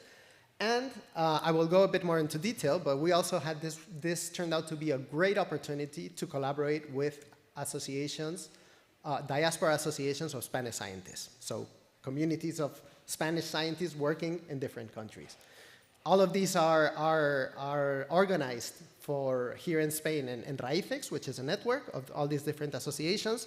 So Raícex collaborated with us, and this implementation was at national level, but it went beyond Spain because we had mentors, but mostly mentees also coming from these associations in order to make this connection with the Spanish system. And currently, and I will end the presentation with that, we are running a third edition, once again under a European project, and we have made a bit of a change in 2 dimensions. The first one is that we are now trying to go international, not only people located in Spain, although as I said, it hasn't been like that in any of the previous editions completely, but in this case, we're looking to make pairs between people located in Spain and people located in other countries with the collaboration of other Access members. And because of the feedback we got from the first edition, we decided to complement this with 2 activities. In order, one which is a bit of community building, and another one which is basically matchmaking events with businesses. So I said I will get a bit more of information. And how do we try to support the relationships? And this is, as I said, I mean, the mentors are expected to share their professional expertise. And they may know a lot about many things, but they may not know many things. I mean, they may not know some key topics which might be interesting for the mentees. Typical example that comes to my mind is how to face a job interview in industry, in a company. So maybe, again, the mentors might share what has been their experience in 2, 3, whatever interviews that they had. But fortunately, we also had profiles of people from Human Resources Department, and I will share some information and some tips we got from them, because the implementation of the mentoring program actually has also, it's a continuous learning curve for us, also to provide a bit more of better support for career development. So our key document to help in that relationship and try to basically ensure that once the mentor and the mentee get together, do not run out of a possible topic of conversation, is what we call our handbook. What we include in this handbook is basically key issues that have to do and are related to that scenario that I planted at the very beginning of why the barriers for intersectoral mobility. So we basically propose these topics with some food for thought, some references and so on, some guiding questions that can be used for a conversation, and even the possibility of setting goals. This is all proposed, let's say, from a suggestion point of view, because we understand that depending on the pair, the mentee might have more interest in one of the topics, and the mentor will be able to support them better in some topics. So this is, again, what we put there at their disposition. And again, and also with that idea, apart from the mentoring relationship, as I said, we design a number of activities to first enrich the program, because as it's essentially virtual, we tested from the very first year that we need to be not completely on top, because we need to find the balance between not being a pain, continuously asking for things and so on, but you cannot disconnect from this, because at the end, this is additional time that mentees have to devote, and it's additional time that mentors have to devote. So it's quite easy that, you know, well, we all probably have been there. You have a very busy period, and then you cannot do some of the things that you had planned to do. So what we do is that we put these activities, which also grant us the possibility of keeping, you know, the relationship alive, and providing even more food for thought for the mentees. Normally, this includes an initial training, let's say, to beyond academia, you know, to set the ground about what you can do out there. It includes also some training which has to do maybe with personal branding, preparation of CV. It has depended from one year to the other. And then in these are the activities that we are implementing in the current edition of Rebecca, and we have included there in yellow, which is also a pilot for us as Access, these matchmaking events that we want to put together researchers with companies as a complementary, let's say, complementary part of the mentoring program. Then we offer some additional information which might be useful also for you. And as I said, there are many people out there who have been working in this problem of intersectoral mobility. So, for example, there is you might know Vitae, which is a career development champion in the UK and actually internationally. And they have provided us some of the trainings, for example, that we have offered to our mentees have been implemented by Vitae. And they, for some time, did this study, which is quite a challenge, about what researchers do next. So they opened polls and basically look for people who were researchers at one point and now are working in some other sector, in some other activity. And just to collect this information about where they are. Again, with this aim of telling, especially early stage researchers, is like academic career is definitely an option. We know that most of the people who start a PhD are thinking in an academic career, which is fine. But be aware that, you know, all of these things are out there also. So if at some point you need to make the transition, it's not, I mean, it's in the most planned way. We also try to highlight another thing, both in the handbook and with the resources that we have, and is that, yeah, we talk about researchers and industry. Well, what does that mean? I mean, industry basically is also a very, very, very wide, concept, which includes many, many positions. Sorry. So basically, we try to enforce in these discussions and also through some of our activities for the mentees that there are many positions and many possibilities, many different things that you can do in industry in the wide sense. And of course, key topic around this, because it's essential in the transition, the way that you present and that you build your skills. Your hard skills, which are mostly connected, let's say, to the research activity, which would be the technical knowledge that the researcher has, but the soft skills also, which sometimes, or at least in our experience, especially in the younger early stage researchers, might not be so clear. And it's skills that you build during your research activity. Typical example is that you can go to a CV and you can put in a CV that you have been, I don't know, doing some kind of PCR in a lab for 6 months. But a better way to put it is that for 6 months you have been probably doing some team management because you had some other colleagues with whom you had to coordinate to plan your experiments. You have probably had to do some additional financial management planning activities to get your materials, your fluids, and so on. So we try to foster these kinds of reflection because we have seen and we know that it's important for this transition. And another of our guiding documents, which is not obligatory, but kind of puts all of these ideas together. So there's a whole world of things that you can do there. Within a specific sector, there's actually a whole bunch of roles that you can do there. And everything you have been doing until now can probably be useful at some point, but you have to be aware of how to sell it. And how can you put this on paper? Through a personal career development plan. I'm assuming that most of you here, because it's something that is done in the COFUND actions, you're actually quite familiar with this kind of exercise. So, and then we come to the additional activities, because of course, for 6 months we have, let's say, at our disposal, we have many professionals, highly skilled professionals doing very interesting and varied things. And we have a whole bunch of mentees interested in many things.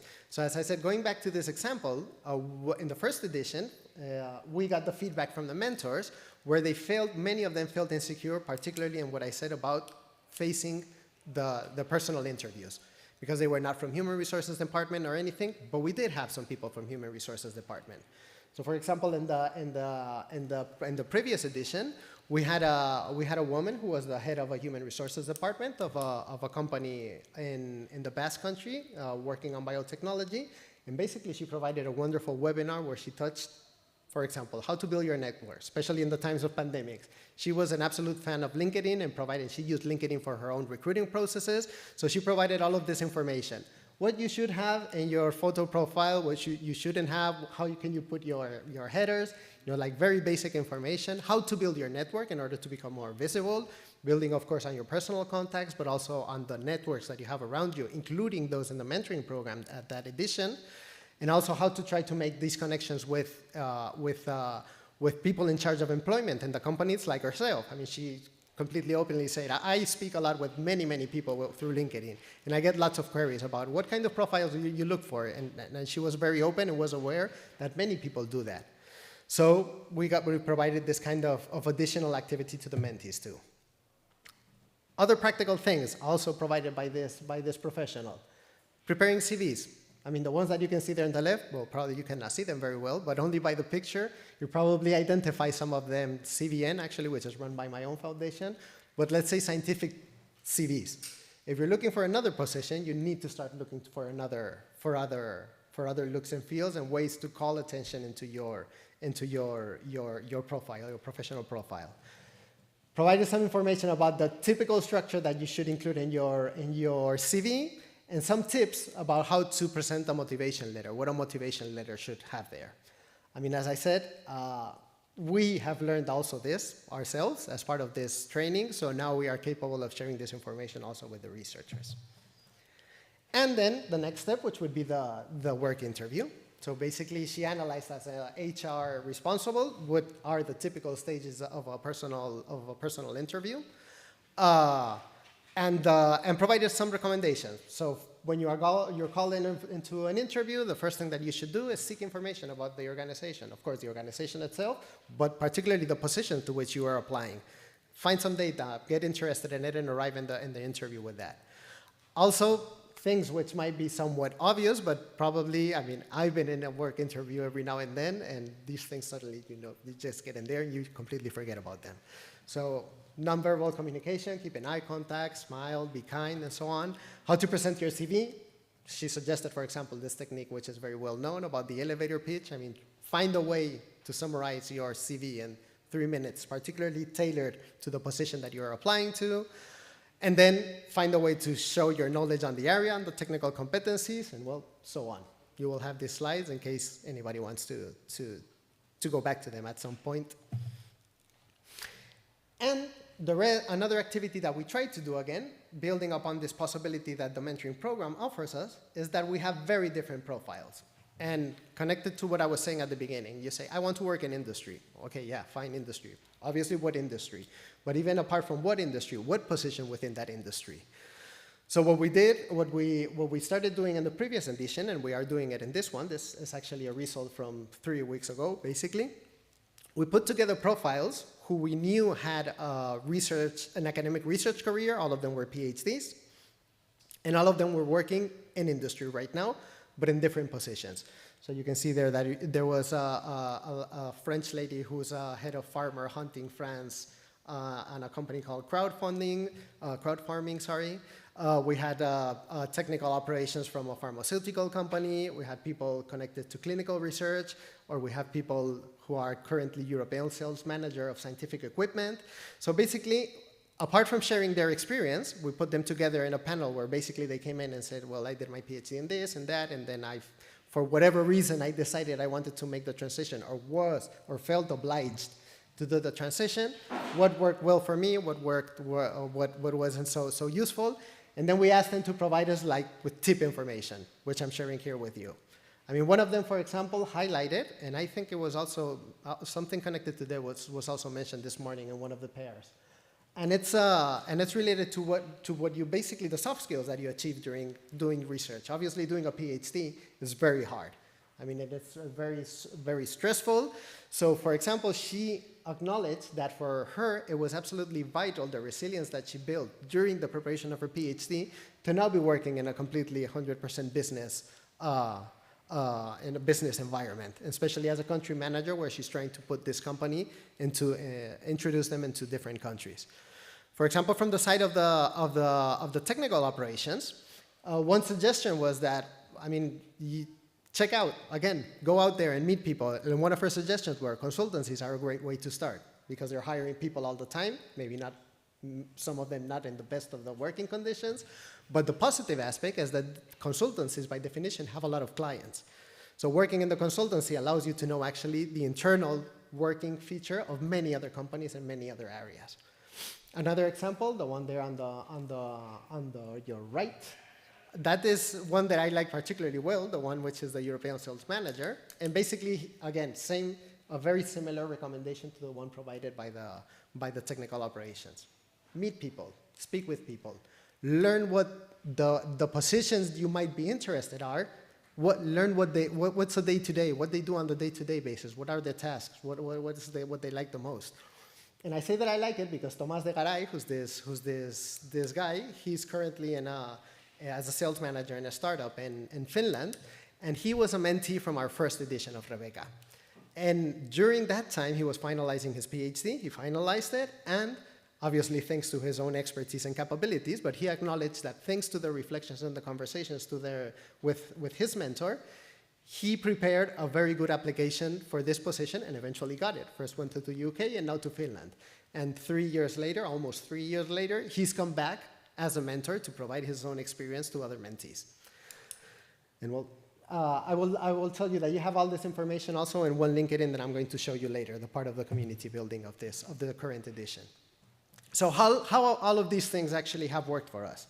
Well, these are the data also from the first edition in terms of satisfaction. At the end of the program, we went to our mentors and mentees and asked them, how did it go? From the side of the mentees, a rather good level of satisfaction in general, almost 80%. But what is important for us is that they acknowledge having a much clearer idea about what are their options outside of academia. They acknowledge having a better knowledge about what are their skills, including some gaps they may have and how they could better improve them. But also one data that I like very much is from the side of the mentors, and we find even higher levels of satisfaction with the program. And actually, I'd like to mention that we have one of our mentors here who has been in several editions, which is Juana Sanz from Indea Water. So, I mean, if you have some doubts about what I may be saying, I invite you to actually ask her how the experience has been going. And another thing, as a result of the program, again, now thinking in this road access, what we tried to do, I mean, our first aim was in implementing the program and helping these researchers. But our secondary aim was basically building expertise on running mentoring programs, particularly to support intersectoral mobility.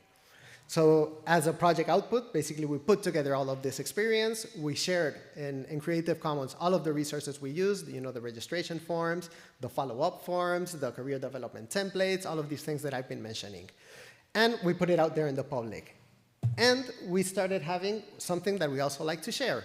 And is that obviously with their own efforts, but some examples of institutions here in Spain and also colleagues from Remote Access from Luxembourg that building on our experience, they have launched and has started running their own mentoring programs.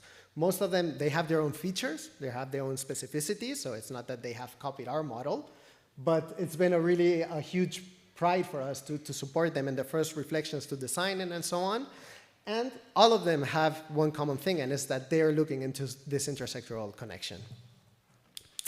And another impact, and this is from the first edition to the second one, I already mentioned part of it, and is that when we implemented the activity as a FEFIT activity, as a Remote Access Spain activity in 2020, first of all, we did it with Raícex, I already mentioned that, so it was a very nice way of actually keeping in contact and engaging with Spanish scientists who are currently working abroad. But for us, there was a very dramatic change, which might not be very huge or might not seem very huge, but it's very significant for us. And is that mentors, by definition, participate in the program at a personal level. So Juana Sanz from Indea Water is participating as Juana Sanz as mentor. But thanks to the good results of the first edition, particularly the satisfaction of the mentors, some of the organizations changed a little bit their relationship with the program. So suddenly they became interested in the program. And of course, we have some academic organizations there because they offered also, let's say, information about non-academic professions within the academic setting, or non-research positions in the academic setting. But we also have some companies, actually some which have also participated in your co-fund, like for example, Repsol and some big players like Budget and some other pharmaceuticals. And the change is that they became interested in the program and told us, okay, when you're going to open the call for mentors, let us know. And we will look for participants within our organization. And again, that might not seem a big change, but for us who have been for many years failing miserably in trying to engage companies in Remote Access, this has been quite a change and a very successful point. We also learned another thing. I showed you the figures of satisfaction. Satisfaction is fine, and it's a nice measure, but we also started thinking we need to look into if we're actually making some kind of impact. Obviously, measuring impact, we can only measure it at a very short term, which is we asked a number of things at the beginning of the mentoring program before we made the introductions of the pairs, and we asked those same questions at the end. Hopefully at some point we will make some long-term evaluation also if this has actually worked, but in the short term it's looking really good. And basically 3 questions I'm going to share with you. I know what professional options I have outside of academia. First bar is before the mentoring program, second bar is after the mentoring program. And I mean, just pay attention to the pink and purple parts, which is totally agree and agree. You can see that people increase dramatically their views or their knowledge about the professional alternatives out there. Similar situation with how much they felt that their research experience could be an asset outside of the academic environment. At the beginning, most of them were not particularly agreeing on that statement, but at the end of the program, they realized after speaking with their mentors, knowing other mentors, speaking with the mentees and so on, that there is a way of actually putting value into those skills and knowledge. And the last one, also about acknowledgement of their own skills and their gaps they may have for an eventual transition. As I said, in this edition, we also had this complementary level with the diaspora associations.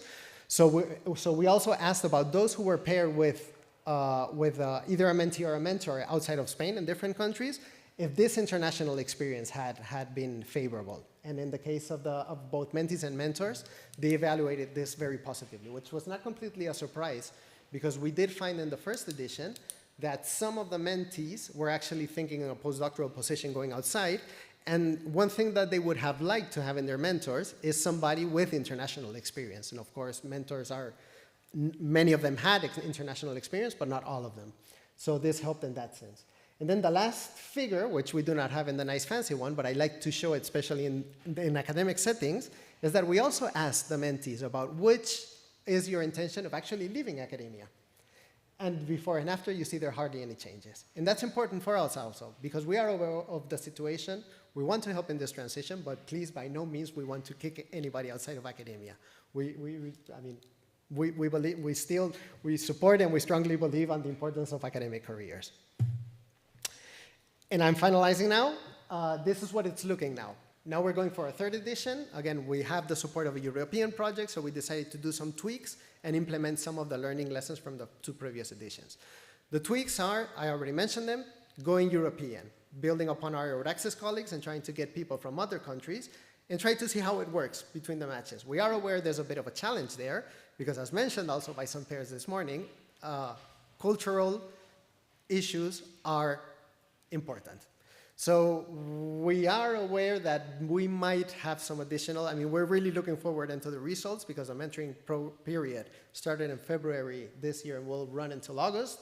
We'll measure the satisfaction and the impact because we already did the initial survey at the beginning. And we want to see what's going to happen, but we wouldn't be surprised to find that maybe for this international approach, you need to have some additional, let's say, cultural considerations. And this, unfortunately, I like to speak about Rebecca very much. You probably have noticed it. But there's one thing which also was a bit of a doubt for me to come into this meeting, and is that, Rebecca is not open right now. It's running, so it's we do the calls every 6 months. That's the mentoring scheme that we decided to try out. And for the time being, it's going to be like that. But at least, you can, if you're sort of interested in keeping on the loop of how the outcomes are going to come at the end of the program, I leave you there the contact where we have the information of the mentoring program. But what you can also do, and I connect with the LinkedIn part, is that we have used let's say the push from the previous editions, but also the participants from this edition, which are in total 200 from the side of 100 mentors, 100 mentees. We have tried to foster the creation of a bit of community online using typical tool, which would be LinkedIn. So we have a group there of LinkedIn where we post information, and we're trying to get people interested or experienced in intersectoral mobility to basically come there and share and network. And last, we have one matchmaking event still open, which is going to be focused on health, well-being, and climate and environment. I think the registration, I know for sure that the registration is still open, and here we're basically looking for companies interested to come and, basically showcase what they do and their recruitment opportunities, if they exist right now, the ones that exist right now, but also just inform about the kind of profiles they're recruiting. And of course, on the other side, researchers, or particularly early stage researchers, who could be interested in learning more about these other companies. I also share with you from the side of the Marie Skłodowska-Curie Actions NCP hat, one thing which is somewhat similar but a bit different, because it's a brokerage event that it started this month of May, basically 1 week ago, I think it was open. And in this case, it's going to be open. I'm aware from what I heard this morning that many of you are actually looking even further away already to European Research Council and so on.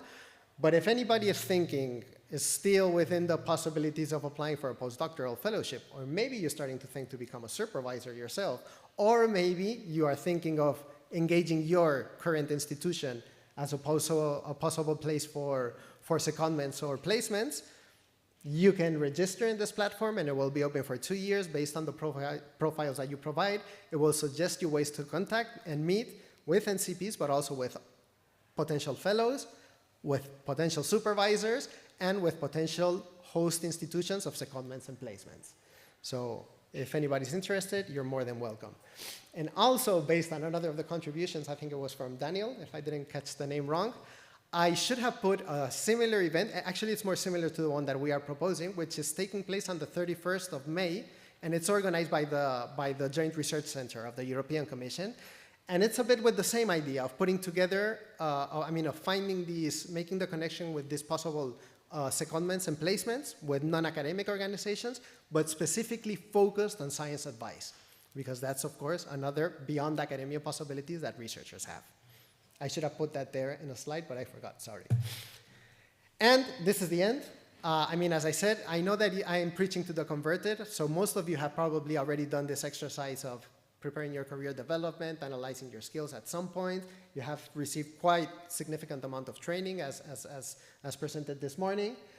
But if that transition comes at this point, one thing that we all need to do at all time is actually go out and meet. If I have to give a recommendation, and particularly to this forum, is that take the opportunities to know what's out there and know what people are doing. And there are some resources, of course. Speaking face-to-face, going to the matchmaking events is probably the best, speaking to people, especially after all these pandemic times. If it's face-to-face, it's even better. But there are different resources where you can sort of do these explorations. And I, of course, have to highlight the part that we have in Access, where we have a section which is devoted to this beyond academia transition. And there you have some examples about career stories, a bit of information about trying to connect skills with economic sectors in Europe, important economic sectors. And then you have some other tools which you might be aware with, you might be familiarized with, like My IPD or Imagine PhD, which includes different resources in order to help you through the whole transition of self-assessment, looking for opportunities, doing your career plan, and so on. But very importantly, and connected with my key message, you have information about possible careers. The one of Imagine PhD is particularly focused at social societies and humanities, but at the end of the day, probably to any research field. And science careers might be more on the, let's say, hard sciences, and physical sciences and life sciences. And I think that's it.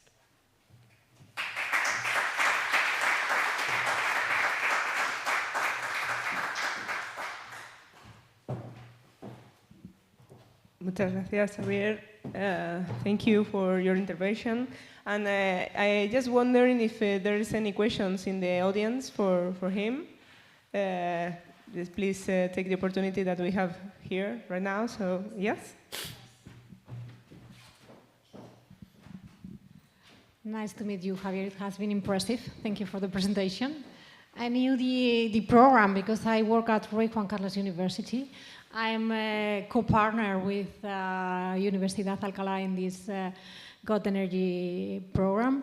And now that we have the most of the fellows here, or a big part of them, I would like you to encourage them to go forward in their careers. We all are aware at Rey Juan Carlos and also at Alcalá that we don't have positions for all of them. That it's a pity because most of them are really, really good and brilliant, and they have a brilliant career. So if they don't get a position here or in any of the calls that they've been applying for, what would you recommend apart from going to these platforms? What would you recommend them? The first thing is, as I said, I already mentioned it, this meeting, knowing what's out there. Also, obviously, it was included by one of the mentors. It's important to have a plan. So what you have been working in during the COFUND is probably going to be useful, not only during your current research project, but also for the next steps. And connected to the plan changes. And if the plans change, it's not a big issue either. I mean, but you have to have the capacity of actually making that change. And the last one, again, and it's not me saying these suggestions, it's actually our own mentors, is to invest in your career development. So of course, it's all part of the same structure. You know, you get interested, you know some kind of field in which you would think that you would like to work and you think you can contribute to. The next thing you need to do is to learn what their positions are, and eventually you might need to work on your own career development. So take the opportunity of training, take the opportunity of continuing your career development. And even if you, I mean, I think that there is a future in which, I mean, we know the reality is that, well, two realities, which is, the first one I mentioned is that most of the people will not have place in the academic position. But the second part of the reality, which hopefully will be changing, I think it's changing little by little and will get better, and it's that the problem is that when you leave the academia, coming back is really difficult. And that has to do with, you know, evaluation procedures and so on. And as I said, it's getting kind of better. And we have a good example here in Spain with these sexenios de transferencia, which has become a way of evaluating other things which are not academic research. So hopefully those things will get better and will imply that even if at some point you leave academia, you will be able to come back. And in any case, I'm completely, and I come from very basic science. The research I did was, you know, recording frogs and doing playbacks and very basic behavioral experiments, which I really enjoyed because I'm an animal person.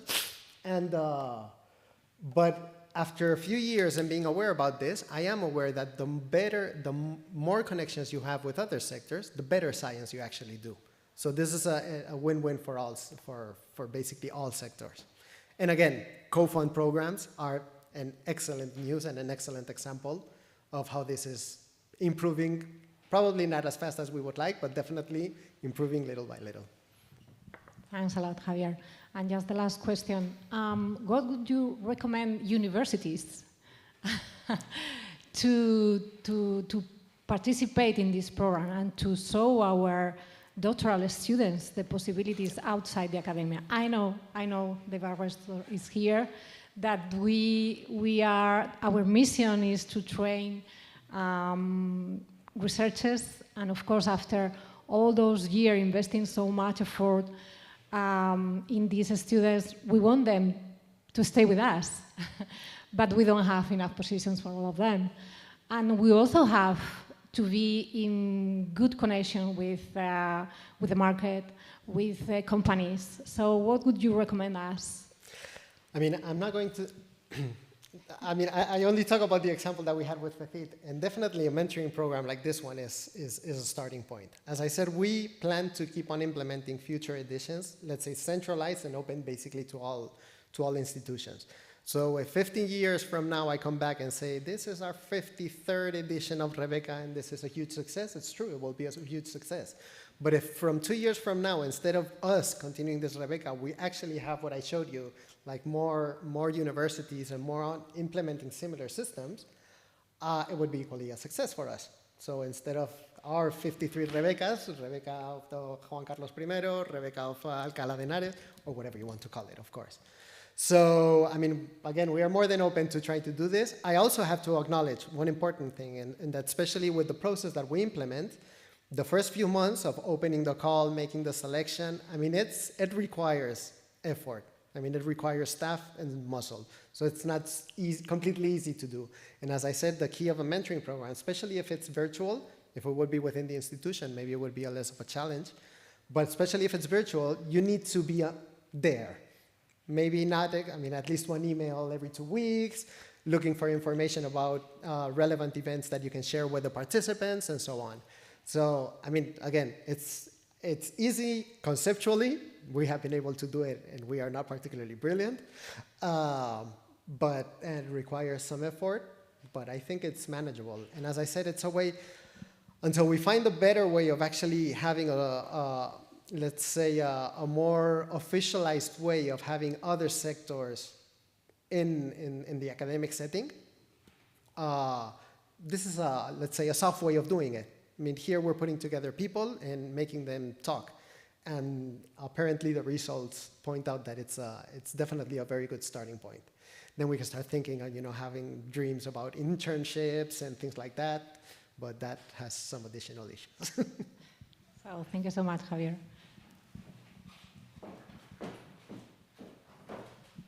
Are there any other questions? Yeah. Thank you very much, Javier, for your talk. I'm sorry because I couldn't be here from the beginning, but the part that I saw was really, really interesting. I think that you open our eyes in some ideas, as Rosa said.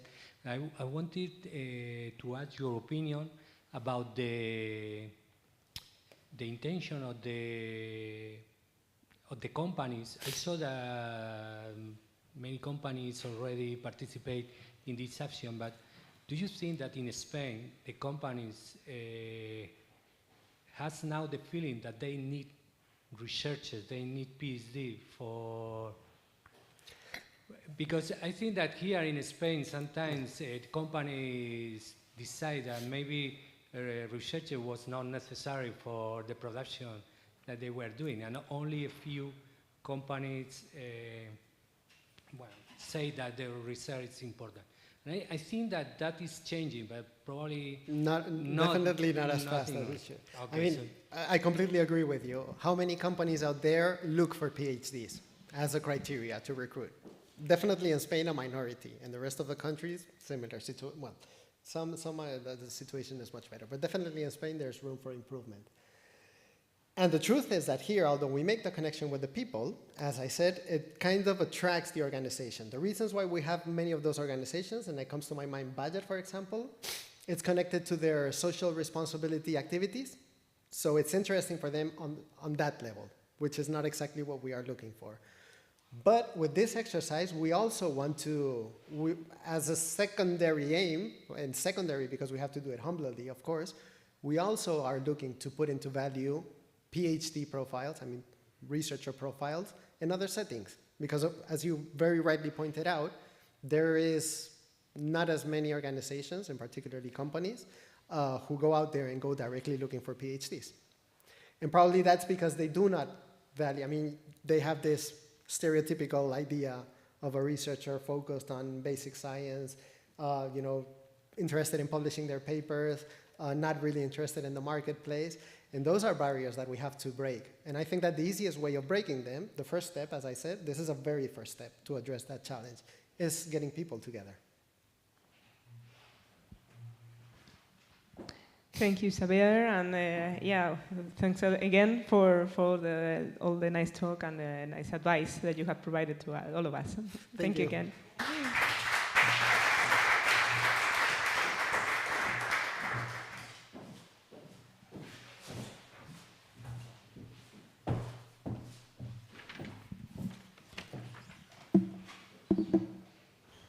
So now we move to the last part of the day, and we are starting with what we call successes and practical lessons learned for research business collaboration, the COFUND experience. So we will have a round table. So please let me introduce and welcome Mr. Manuel Romero, the Deputy Director of INDEN Energía, Mr. Carlos Prieto, Coordinator of the Operational Excellence Department in CEPSA Research Center, Mr. Sabino Armenice, which is a GET Fellow, and Mr. Sergio Carrasco, also GET Fellow.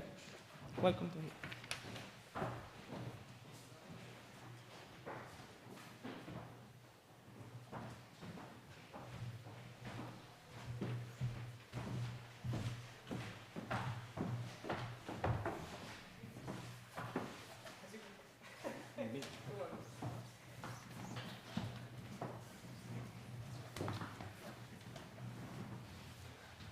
So now in this roundtable, I think it's a good opportunity for us to see which is the lights and shadows of this collaboration between industry and academia, and also the part of this commitment between the research community and the European projects and so on in the non-academic settings. So I have seen that some of the fellows had some presentations, so maybe we can start with the presentation maybe from Carlos, and just take just over there. You can just show you, and we can start this roundtable, seeing the experiences of one of the fellows.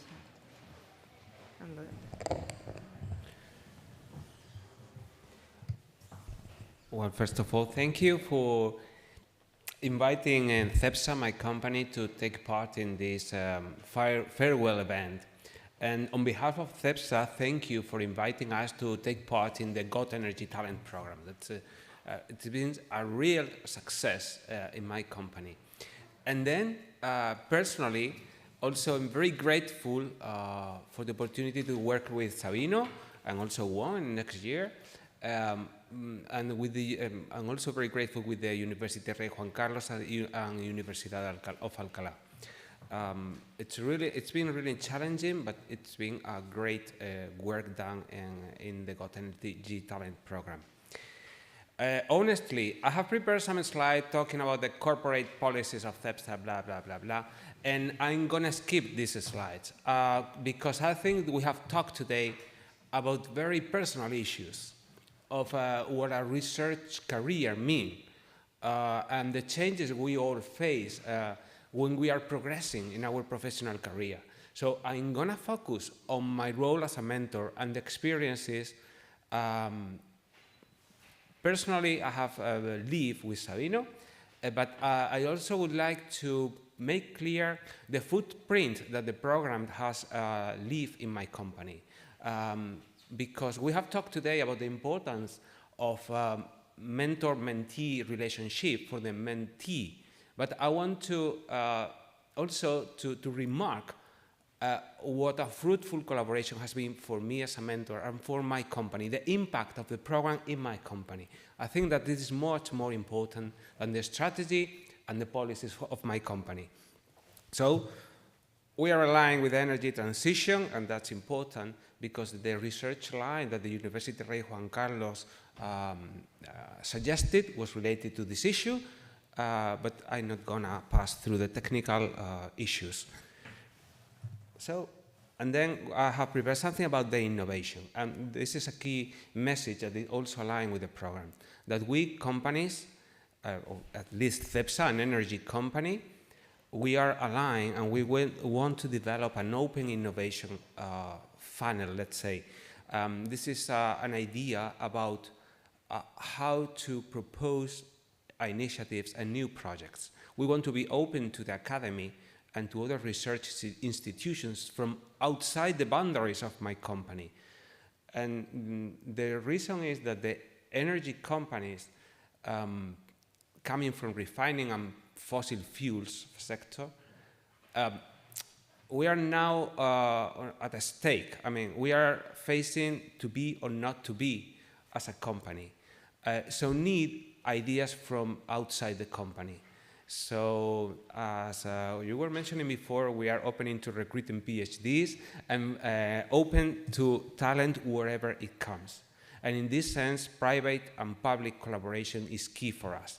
We are very good at optimizing our own processes, existing technologies, but we need support from outside to develop new technologies. And I'm going to pass very briefly, and I'm going to focus on the experiences like a mentor. And probably, if you want, I can skip the slide and we can see it and talk a little bit about the ideas. But I'm going to send some messages or some ideas to discuss, and maybe I think they are going to be shared for you. What has happened in my organization with the stay of Sabino? I'm going to talk about personal things as usual, as well, because I was on a sick leave for 5 months, so I couldn't work as closely as I would have liked with Sabino. And that makes that my team, some other researchers, had to take my role, and they worked with Sabino very closely. So this is the reason why I have thought that the first successful point in my company has been to create a co-creation, a collaborative leadership in this project. Sabino is a senior researcher. We don't have to tell him what to do or how to do it. He is proficiency enough to provide or to give ideas to perform the research. As well, Marta, his director, Marta Muñoz. So it has been great. When I saw my researchers, I was at home with both arms injured, and I was not working. And I was really glad to see how they were partnering together. And they were conducting and guiding our research on their own. And this is possible because we had the opportunity to work with senior top researchers from the academia. So the excellence of the program has been great. And that allowed us to study technologies beyond the state of the art, as I was mentioning before. It is not just optimizing, it's creating something new. Of course, our role, or my main role as a mentor, was to align this research with the strategy of my company. Because, of course, we have a, let's say, a top-down strategy. The objectives of the company in terms of energy transition were marked by the top management, of course. That's my role, to align the research and to bridge the gap, or to close the gap between academia and the companies, or in particular in CEPSA. So this has been one of the successful points, this co-creation environment. And second, and you have talked previously, the value of diversity. This is key. I was really concerned when the program started that we were a very homogeneous group.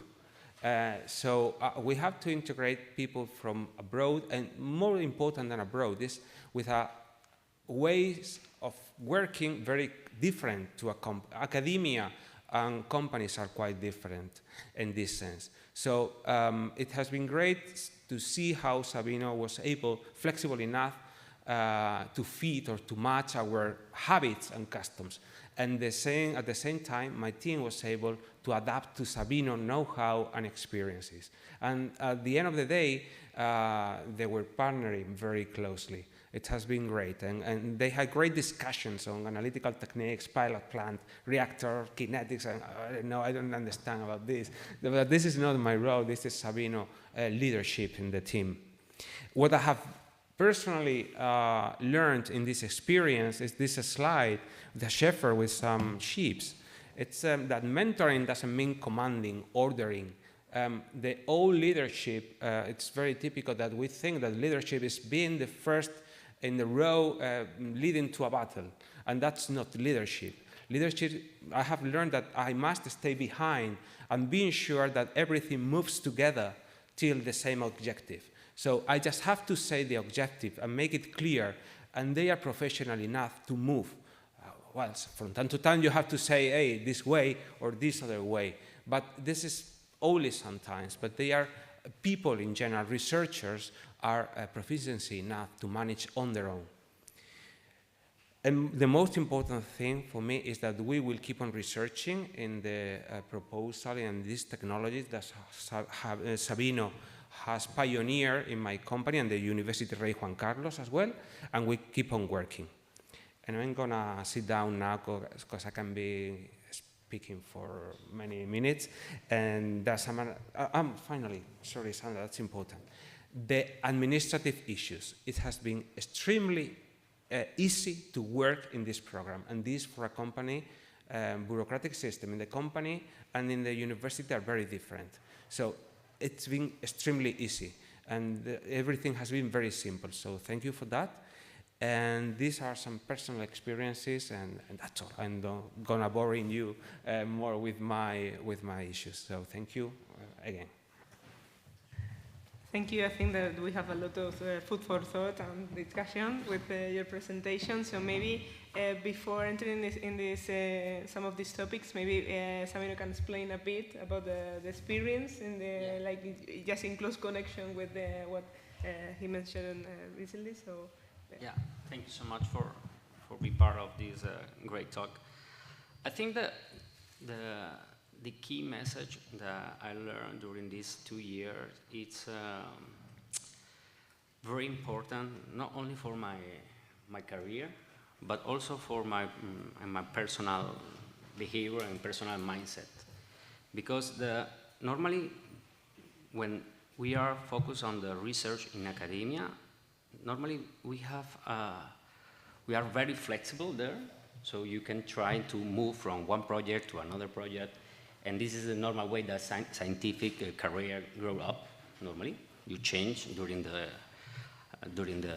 your career in the academia, but when you are my lesson during the last year and during this second semester, and is that you have in some moment changed your head and put another kind of head that it's not easy to understand what it means in that, because normally in the business sector, in industrial, you have to think not on in yourself. You know that normally that we in the academia work, we focus on my project, on my idea, my papers, and it's not work in the industry. In the industry, you have to develop a teamwork, strongly teamwork, in order to achieve the objective and the goal that the company have. And I'm not part of the CEPSA, but you have to understand that if you want to have the impact that you want to do in your life, on the final of the project, you have to be close than your team, your work, the people, the leader that you have in this sector, in order to learn a lot from them, in order to align your project and your goals, also to try to help this company or these people in order to have better results in terms of circularity, in terms of plastic recovery, etc.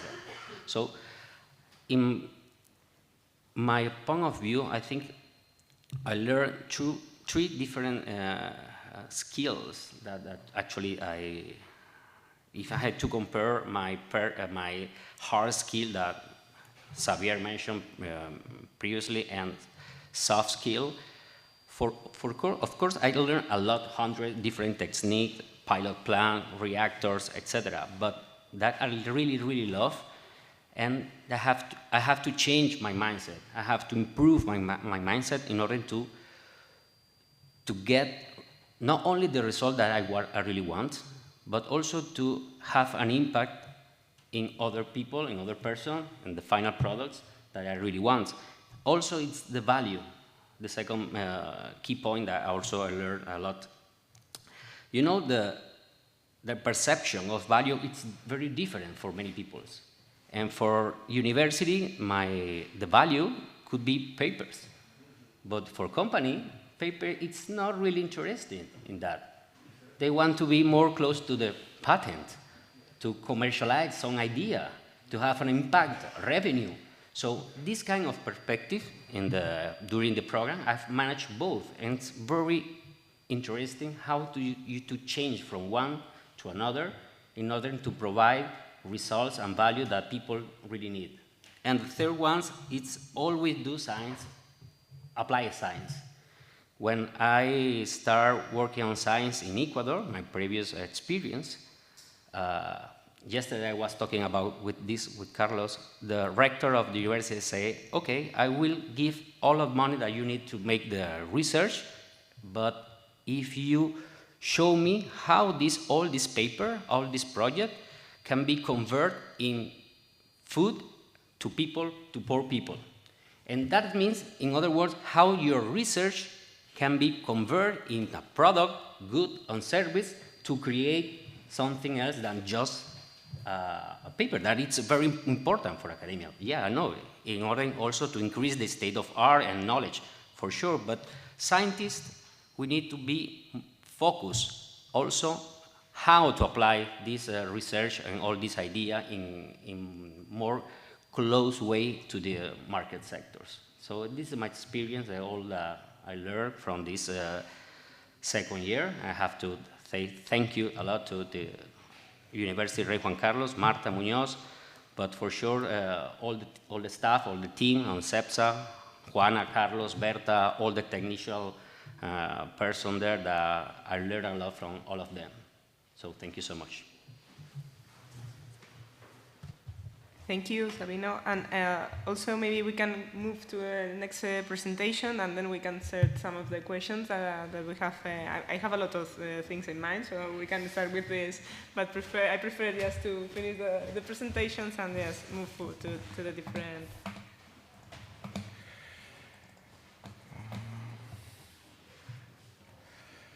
Okay, so thank you for the invitation to stay here and having the chance to show you my impressions about the Got Energy Talent program and the influence, particularly the influence of my secondment in the project, in the overall project.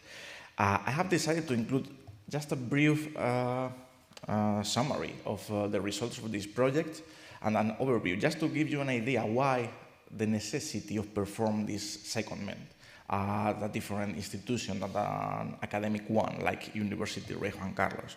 So, this project consisted on the preparation of different materials, different polymers that are very singular.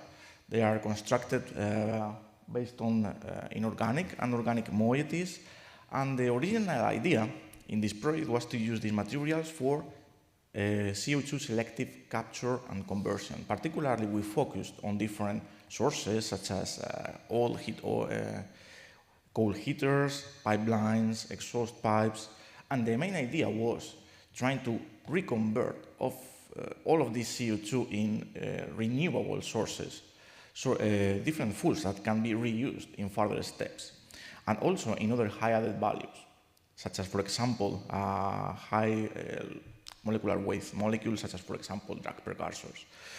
And if you remember, at the beginning I have said originally, and why did I say originally converted into high added values, high added value products?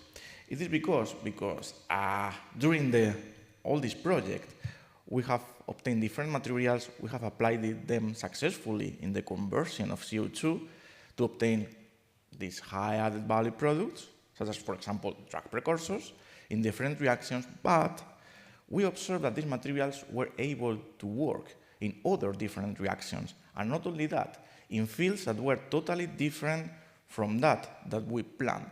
For example, some of the materials obtained in this project were able to be obtained in different sizes, morphologies, and initially the project was oriented to catalysis, but now we have realized that some of these materials can perfectly work in such different fields like photothermal therapy or drug delivery even. Further, we have developed different materials that can be worked not only as catalysts, but also for the final purpose of our initial project, for the photo or electroreaction of CO2 to obtain interesting fuels. And the idea here, and I guess it's the first keyword, is collaboration. Collaboration, why? Because during this project, we have developed such broad amount of materials that can be used not only for our purpose, but for different purposes. So, and now I'd like to convince you why the role of IMDEA Energy was totally essential in this project. You all know, fellows, that when you were writing your project proposals, you have to indicate those that have performed secondments, the reason why you have decided or why you choose to move for this secondment in a second institution. And you have to put things like, oh, they have very interesting instruments that I don't have at all at the university, but it is real. It is real because you need to fulfill these papers because you need to cover specific necessities. But at the real point, when we had to perform the synthesis of this material, it results that at university, I was able to perform the synthesis in a milligram scale. What are we going to do with a milligram scale product? So when I moved to IMDEA Energy, I started to move our synthesis from the milligram scale in very small reactors to large reactors. Now we are able to scale up these materials, these new materials that are very potential in different fields in the kilogram scale. So that's the difference. That's the point. Particularly, in my case, I have to highlight the flexibility of the project itself, Because even though we have put in some papers that the first year is going to be performed at university, the second year is going to be performed at IMDEA Energy, the real point is that COVID came. And when COVID came, we found a lot of problems. And the problems is that the lockdown of not only of us inside our houses, but also facilities, characterization facilities that were needed, that were required to the success of this project. So, in that sense, one of the most important and relevant aspects in this project is that I was able to perform independently on the university or in their energy, this characterization, the synthesis, everything. And as I commented you before, in their energy, I have learned how to focus our new materials, not only for the purpose, for the initial purpose that we were thinking about, but also for other potential applications. During my stage in the energy, I have performed several supervision of students, and it's interesting that as soon as you are not working in the academia itself considers that you are working in industry. So imagine the student that came from a university to our lab and was under my supervision was doing the so-called prácticas en empresa, and that's not true because IMDEA is not a company at all.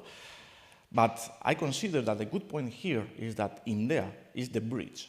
It's a bridge, and that's the second key word. The institute is a bridge between the knowledge, the basic knowledge, the basic technology that we can develop and we can investigate at university facilities. We can move for potential and find this potentiality in different ways.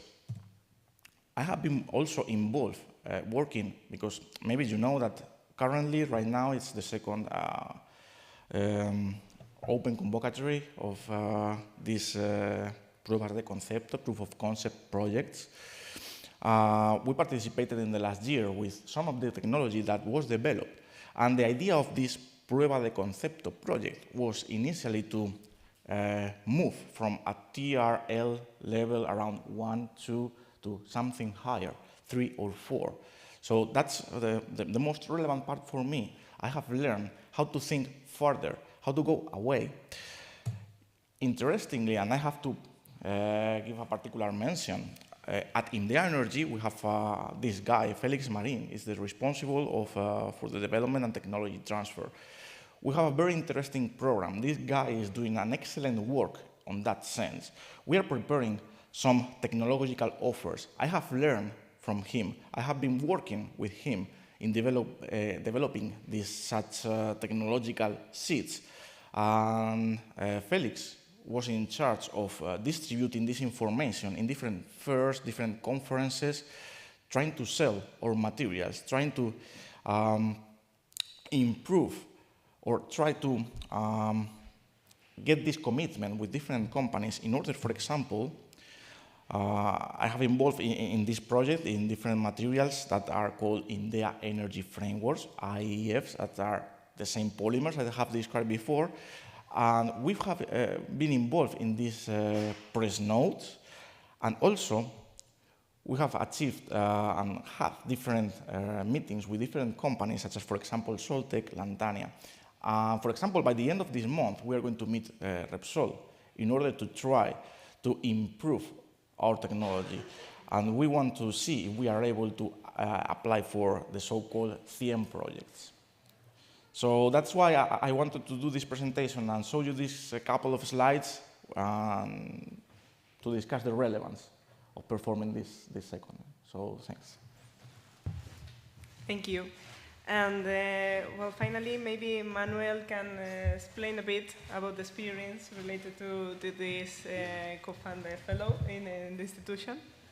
Okay, thank you. I have no presentation, no slides, but maybe I can share a couple of 2 or 3 take-home messages from our side.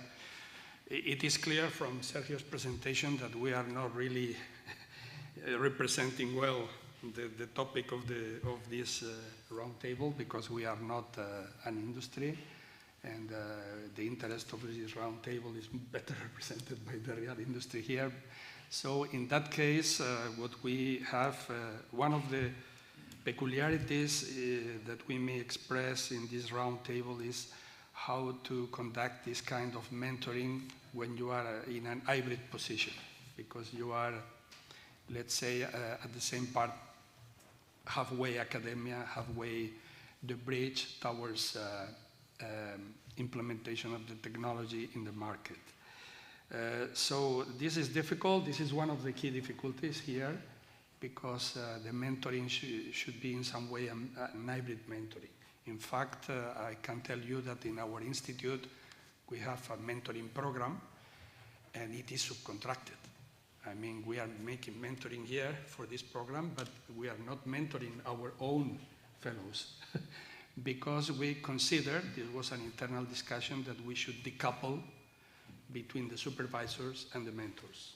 So we have a limited number of senior researchers in our institute. And this kind of mentoring should be provided by seniors. And most of the seniors, logically, in our own staff, are supervising. So at the end, you cannot supervise and be a mentor at the same time. So the reality is that now our own postdoctoral and predoctoral researchers are mentored by an external company, by people from different places. Not always these mentors are from industry. Sometimes are from universities, from other places. But in general, this is our situation. So this is more or less the consequence that I can express that logically I could collect the information, and we have hosted something like eight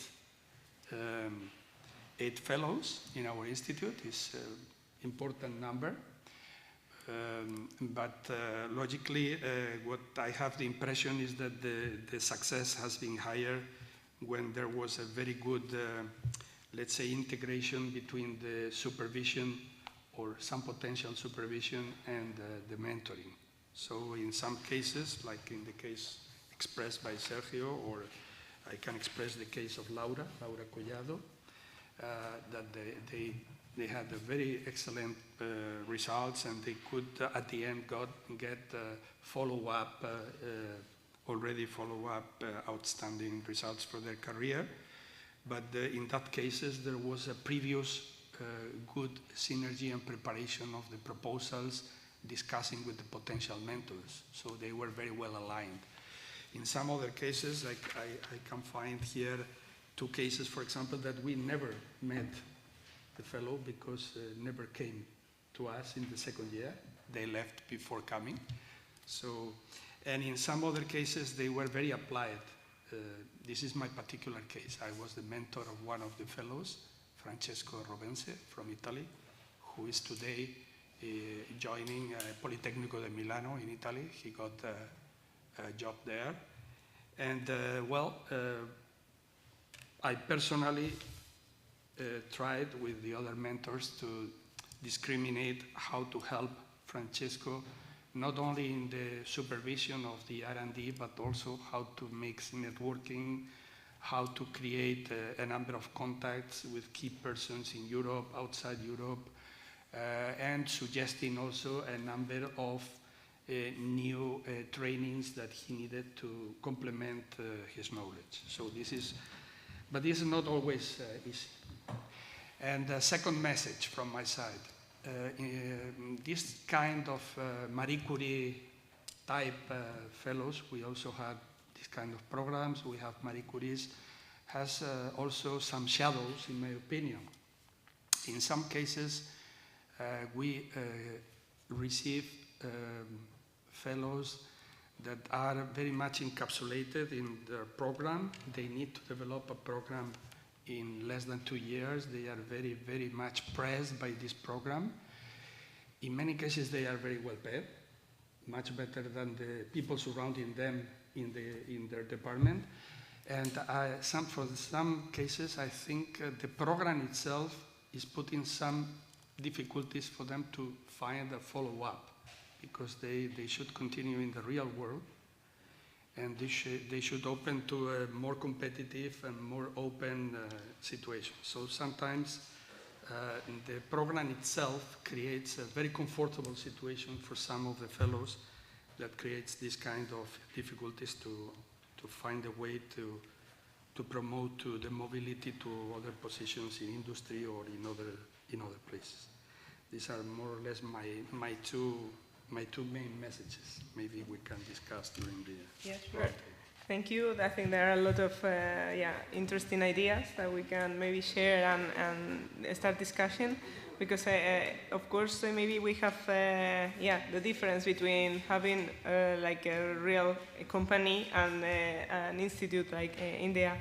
But I think maybe one of the first questions that come to my mind, I will start with the fellows maybe because I mean it's more oriented to you, the question, but it would be like after your experience in both the university and then in this institution or in the company, do you think that over your career you acquire the required hard skills and soft skills to enter in this situation? Do you think that you were well prepared, or you think that there are some of these soft skills, I would say more than hard skills, that they were lacking, and then when you enter and you have to be in this new position, you could think that maybe it would be better to acquire them first and before the entering, or of course if you had the chance to learn by being in the battlefield. Thank you for your comment and question. I think maybe it's very close related that Xavier mentioned, and also Rosa comment that I think the academia, I was in Venezuela, Ecuador, Europe, and in all these places we have the same situations. Means that we prepare professional, we prepare researcher, but avoiding to teach them how to be close to the business sector or entrepreneurial mindset. And it's very important in order to improve the way how the science can reach to the society. Then I think actually we need to improve the way how to teach young students, PhD students, undergrad students in business. We need to learn how to prepare them to have a very good communication skills. And in my case, I learned soft skills by hard way. Yeah? You have to crush your brain with many doors and start your own idea, your own business about communication of science. That actually I did in Ecuador. And then you start to learn that something is wrong in the academia. I'm sorry for something is wrong or something is missing there. And we need to train I think not all the researchers will be going to the industrial, but most of the time we need to prepare them to be close to the industry, because actually now the program for funding, you need to have a partner in the academia, in the business sector. And most of the problem is that people from academia cannot speak the same language that people in the industry. And this is a very challenging position that we need to try to close. And it's very important that all of the people before me say how to make this bridge. And this bridge we need to start trying to make it from the academia. Of course, business and company have also some responsibility, but who prepare the scientists? It's the academia. So we need to try to be more close to how business and how the communication outside academia works. So in my opinion, we need to try to find common point in this way in order to improve how scientists can reach position outside academia, because the lack of position in academia, it's not only an issue in Spain, it's also an issue in UK, in US, in Latin America, it's all the same. but very few opportunity or very few universities around the world are starting to include soft skills and program around startup, around entrepreneurship in the hard career. And this is the key point in my opinion, to help or improve the way how to prepare scientists for the future. Thank you. Thank you. Maybe Sergio, you want to discuss something related to this? Yeah, it's just adding a couple of ideas to that we have been discussing before, because I totally agree with what it's been said.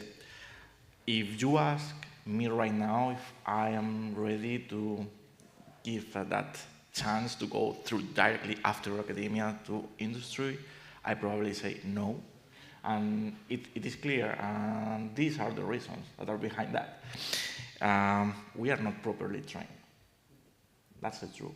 Actually, the current PhD programs are not sufficiently focused on the key point of all of this concern, is that where relies the difference between a paper and a patent?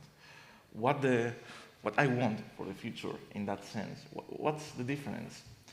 If you grow up in an academia world, you realize that patents maybe are not important for your final position.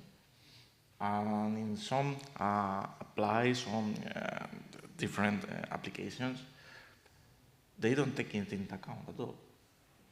So why are we going to teach people at university that patents or industry is important if we are working in our world? So that's one of the things that maybe requires further discussion. And another point maybe should be, for example, what is going on right now in other countries. But this is the eternal and philosophical discussion about education. So, for example, when I was in Sweden for the previous 3 years, before coming here for the GET grant, it was quite interesting how research groups were very focused not only on publishing. Of course, publishing is important everywhere, publishing or Paris. But it was quite interesting how when they had already published these manuscripts, they were trying to find always not industrial application, but let's say to move forward deeper TRL value in the project. For example, in the university, we stop at the technological readiness level about 1 or 2. We want to go further, even further. Because sometimes the things that they are patenting, if the thing in the end ends up in a patent, all the value that is generated in this patent comes to the group, come back to the group, not only to the university. And this is something that I think requires further discussion on that. But we can stay all the morning. Thank you for your point of view also, Sergio. In relation to this, do you think that the program or the courses that you have performed during this GET program, they help you to open your views regarding industry, the transference, which is that really important, and so on? Or do you think that maybe, I mean, if we had the chance to participate in a future call and get again a COFUND, how would you suggest that we should improve these learning outcomes that we were pursuing? Well, it's not easy how to respond. In general, the training that we receive have been very interesting in general, I think, but maybe we need to have more training in some other skill like basic communication. You know, scientific, we have a lot of lack around communicate results, not only with partner, but for society, it's a very hard situation. How to explain what I did during my 2 years to society, it's not really easy. And then if the possibility to to have a long-term career in research and have a grant and receive grant from European Commission, another kind of grant, more of the time you have to think with a selling mindset.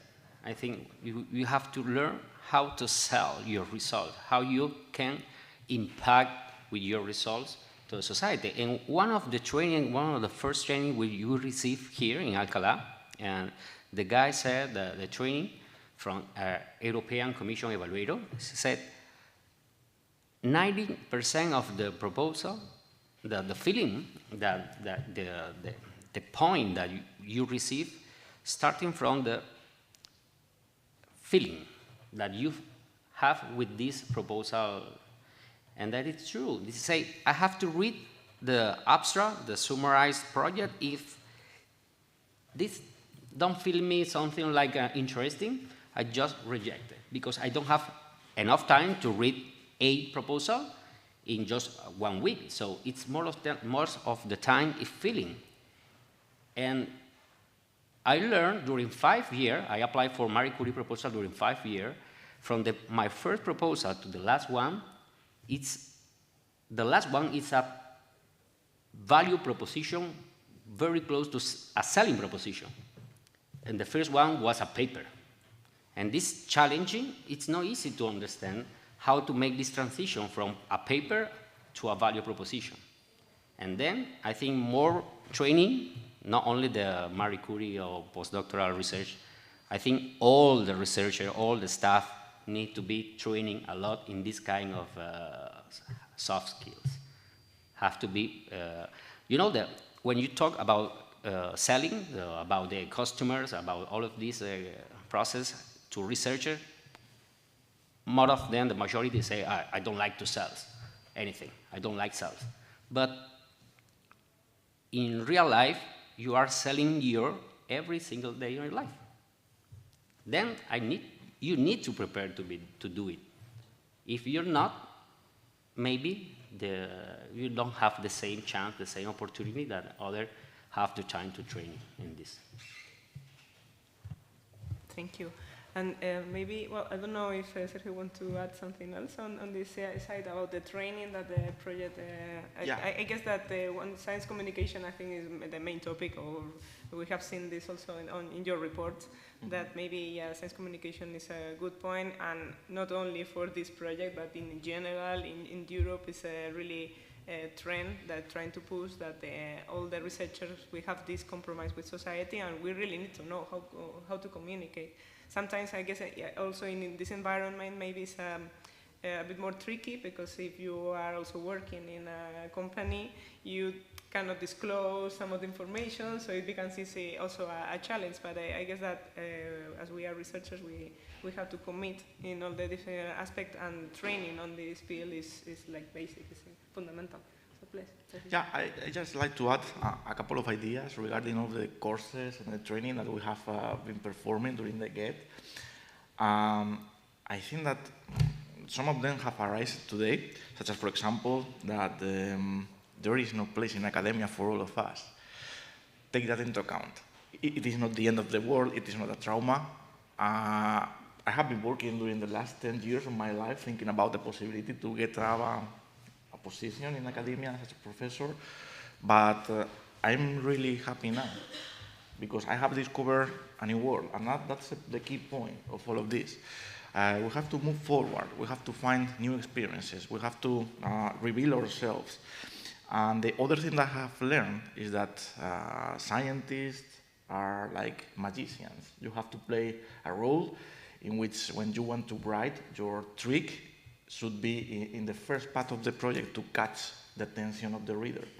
And independently of the reader knows about your project or not, that's not important. You have to call attention. So that's, for me, the two main ideas. Thanks.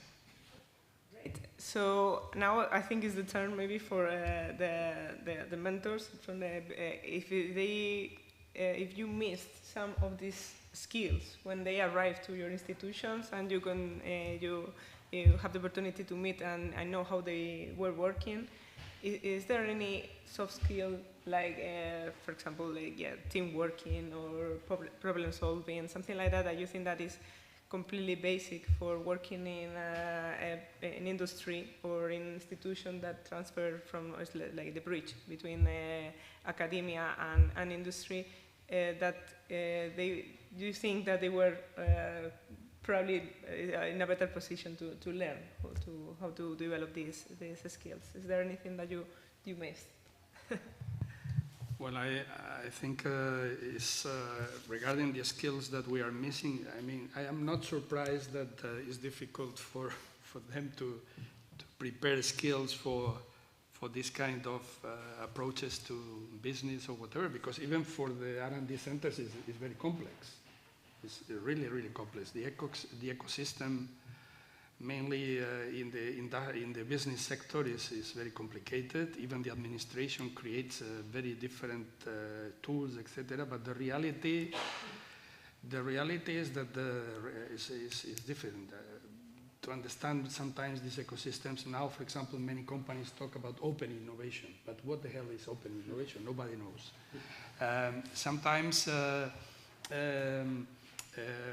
you have to promote entrepreneurship, but it's also, in reality, I can talk because I have been working in 3 spin-offs and I lost money, so I can suffer myself what is the reality when you try to promote yourself, your ideas in entrepreneurship as well. So it's not easy for our centers itself. It's a continuous discussion how to make technology transfer, how to prepare our people to jump to what is the best option for them, is to try to incorporate to a big trust, is to find business angels, is to try to promote yourself, spin-offs or startups, and it's not an easy situation. And more when you are hosting persons with very different cultures. It's not the same Latin American culture than Asians. Asians, in fact, are difficult, even by culture, to integrate with the rest of our groups. We have to put special effort because it's a completely different culture. So at the end, I don't see it's easy to create common skills when you are talking about international fellows. So this is my personal impression. You have to go case by case and try to advise according to what you understand are their skills or what they can develop. Some people are more prone to really communicate, and they are very, you notice that as soon as you give some hints, they are much better able to communicate, and some others are more interested in the really going to the lab and making more science. So it depends on the fellow itself. So I don't think you have to press them. You have to understand what they need and try to accompany them. But at the end is a person, what you have there. What I would like to transfer to many of them is that the real life, when you try to go to real life, either in R&D or in companies, is that any kind of person in any company or in any R&D center should typically tackle or should address many different projects at the same time. So at the end, you have to move from your training period to the multitasking period. So this is my main message to all the fellows is you have to start thinking multitasking, because 40 years ago when I started R&D in national labs of energy, you could perfectly work during 3 years in a nuclear project or in like in CIEMAT or in the Junta de Energía Nuclear. I remember to be 3-4 years in a sodium project with multi-million euro. And now any kind of researcher here in Germany, in France, should typically work in 6, 7, 8 different projects at the same time, just to self-finance the team. So you have to go very quickly start thinking on multitasking and multi-project working. That's a very important thing that should be very fast learned by the fellows. Thank you, Manuel. I think it's really important, and it's a reality that multitasking is here. And I think like just by being a researcher, we have to be working in the lab, we have to engage with society, disseminate, we have to be also thinking with its transferable skills and so on. And if you are also working in academia, you of course you have to be engaged in teaching and so on. So I think it's just inherent in our nature as a researcher. Carlos, do you want to add something about the skills that you were missing? Sure, and I'm going to take this idea that Manuel has stated right now. Because in addition to multitasking, I would say that you are senior researchers. So from the company point of view, when we hire people in a senior level like you are, we are not searching for a brilliant researcher. In fact, we are trying to see in you these soft skills. What about managing a team? What about leading a research? What about coordinating projects with other research bodies? And then it comes to the multitask, because and I think that it has happened to Ms. García Gallego, Dr. García Gallego, sorry. We have been promoted, we all of us, or chemists, chemical engineers, or social, whatever, technical people, we have been promoted because we were some way relatively good in our research. But then you are the head of the European projects, and that's nothing to do with laboratory staff or the PhD. And this is the very fundamental point that I think I'm missing, that in senior people like you, we need a leadership role, being the leaders of projects. And this is something that nobody will teach you, will help you. You have to learn on your own.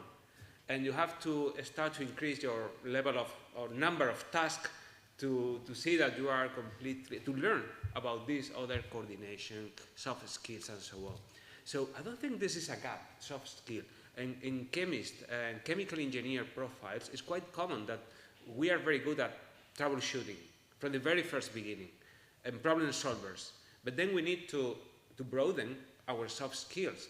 And that's something you will learn with a mentor, with a coach, with programs like this.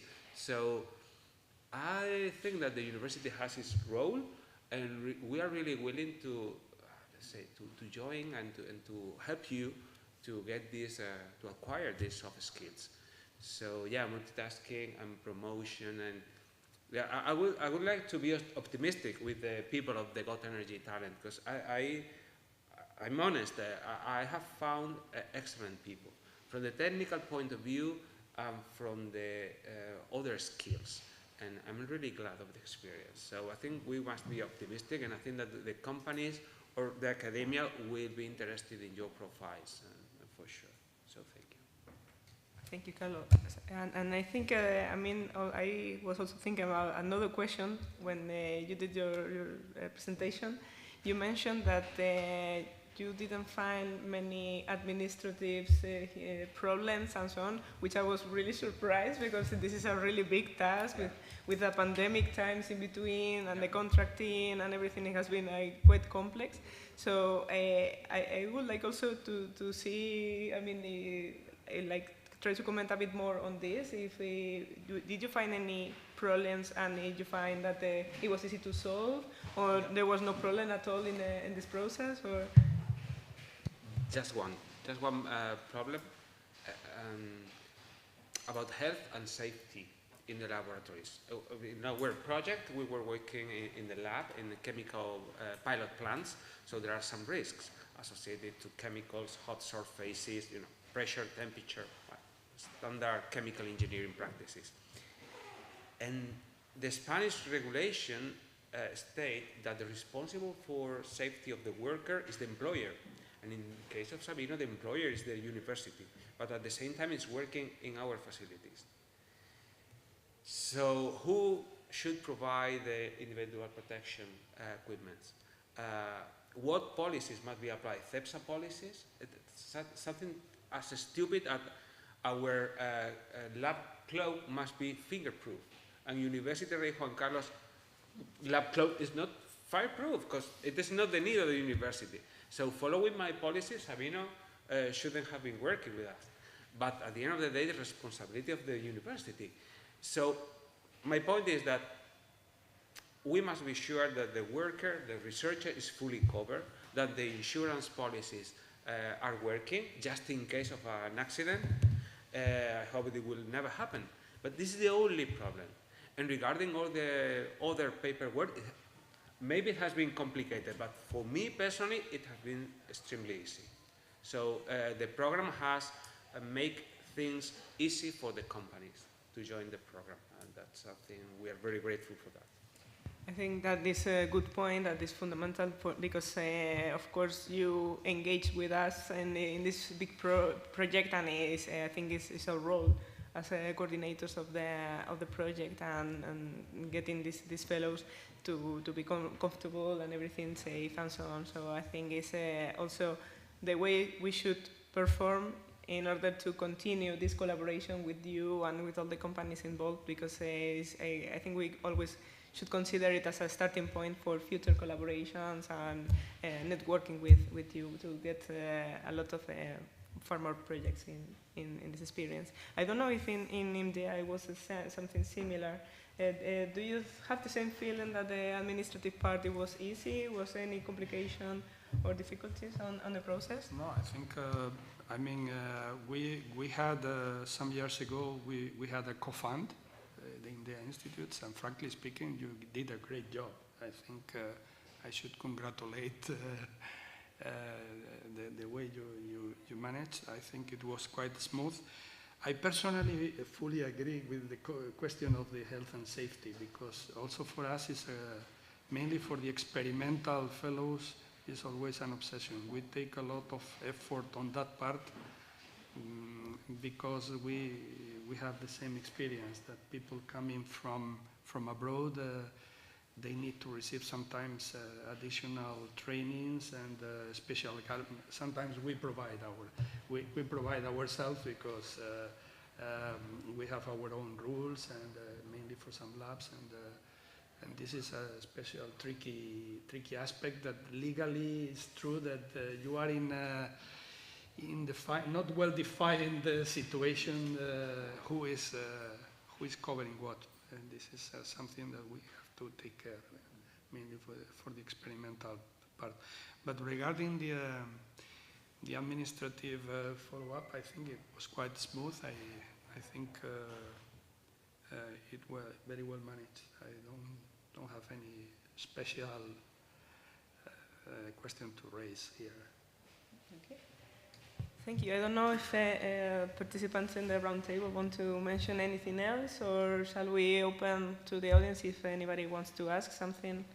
With you can just we can set you the microphone, and otherwise we can also just finalize here, and we can move to the cocktail and networking session that we have in the cafeteria, and also invite you to check the poster session that we have over there, so you can just have a hint of the work of our fellows, the ones that some of them they are here, some of them they are already gone, but of course if you think there is something interesting and some collaboration, you have the possibility to contact them. And so thank you all for joining us in this session. I think it has been really nice, really productive for all the actors in the project.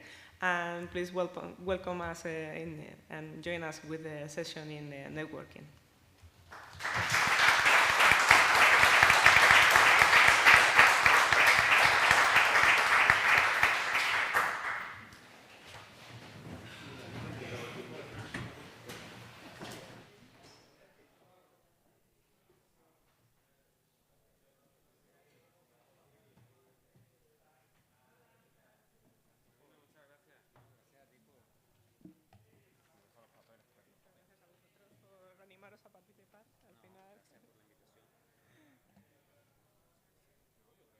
Pensaba que no llegábamos, ya veremos así.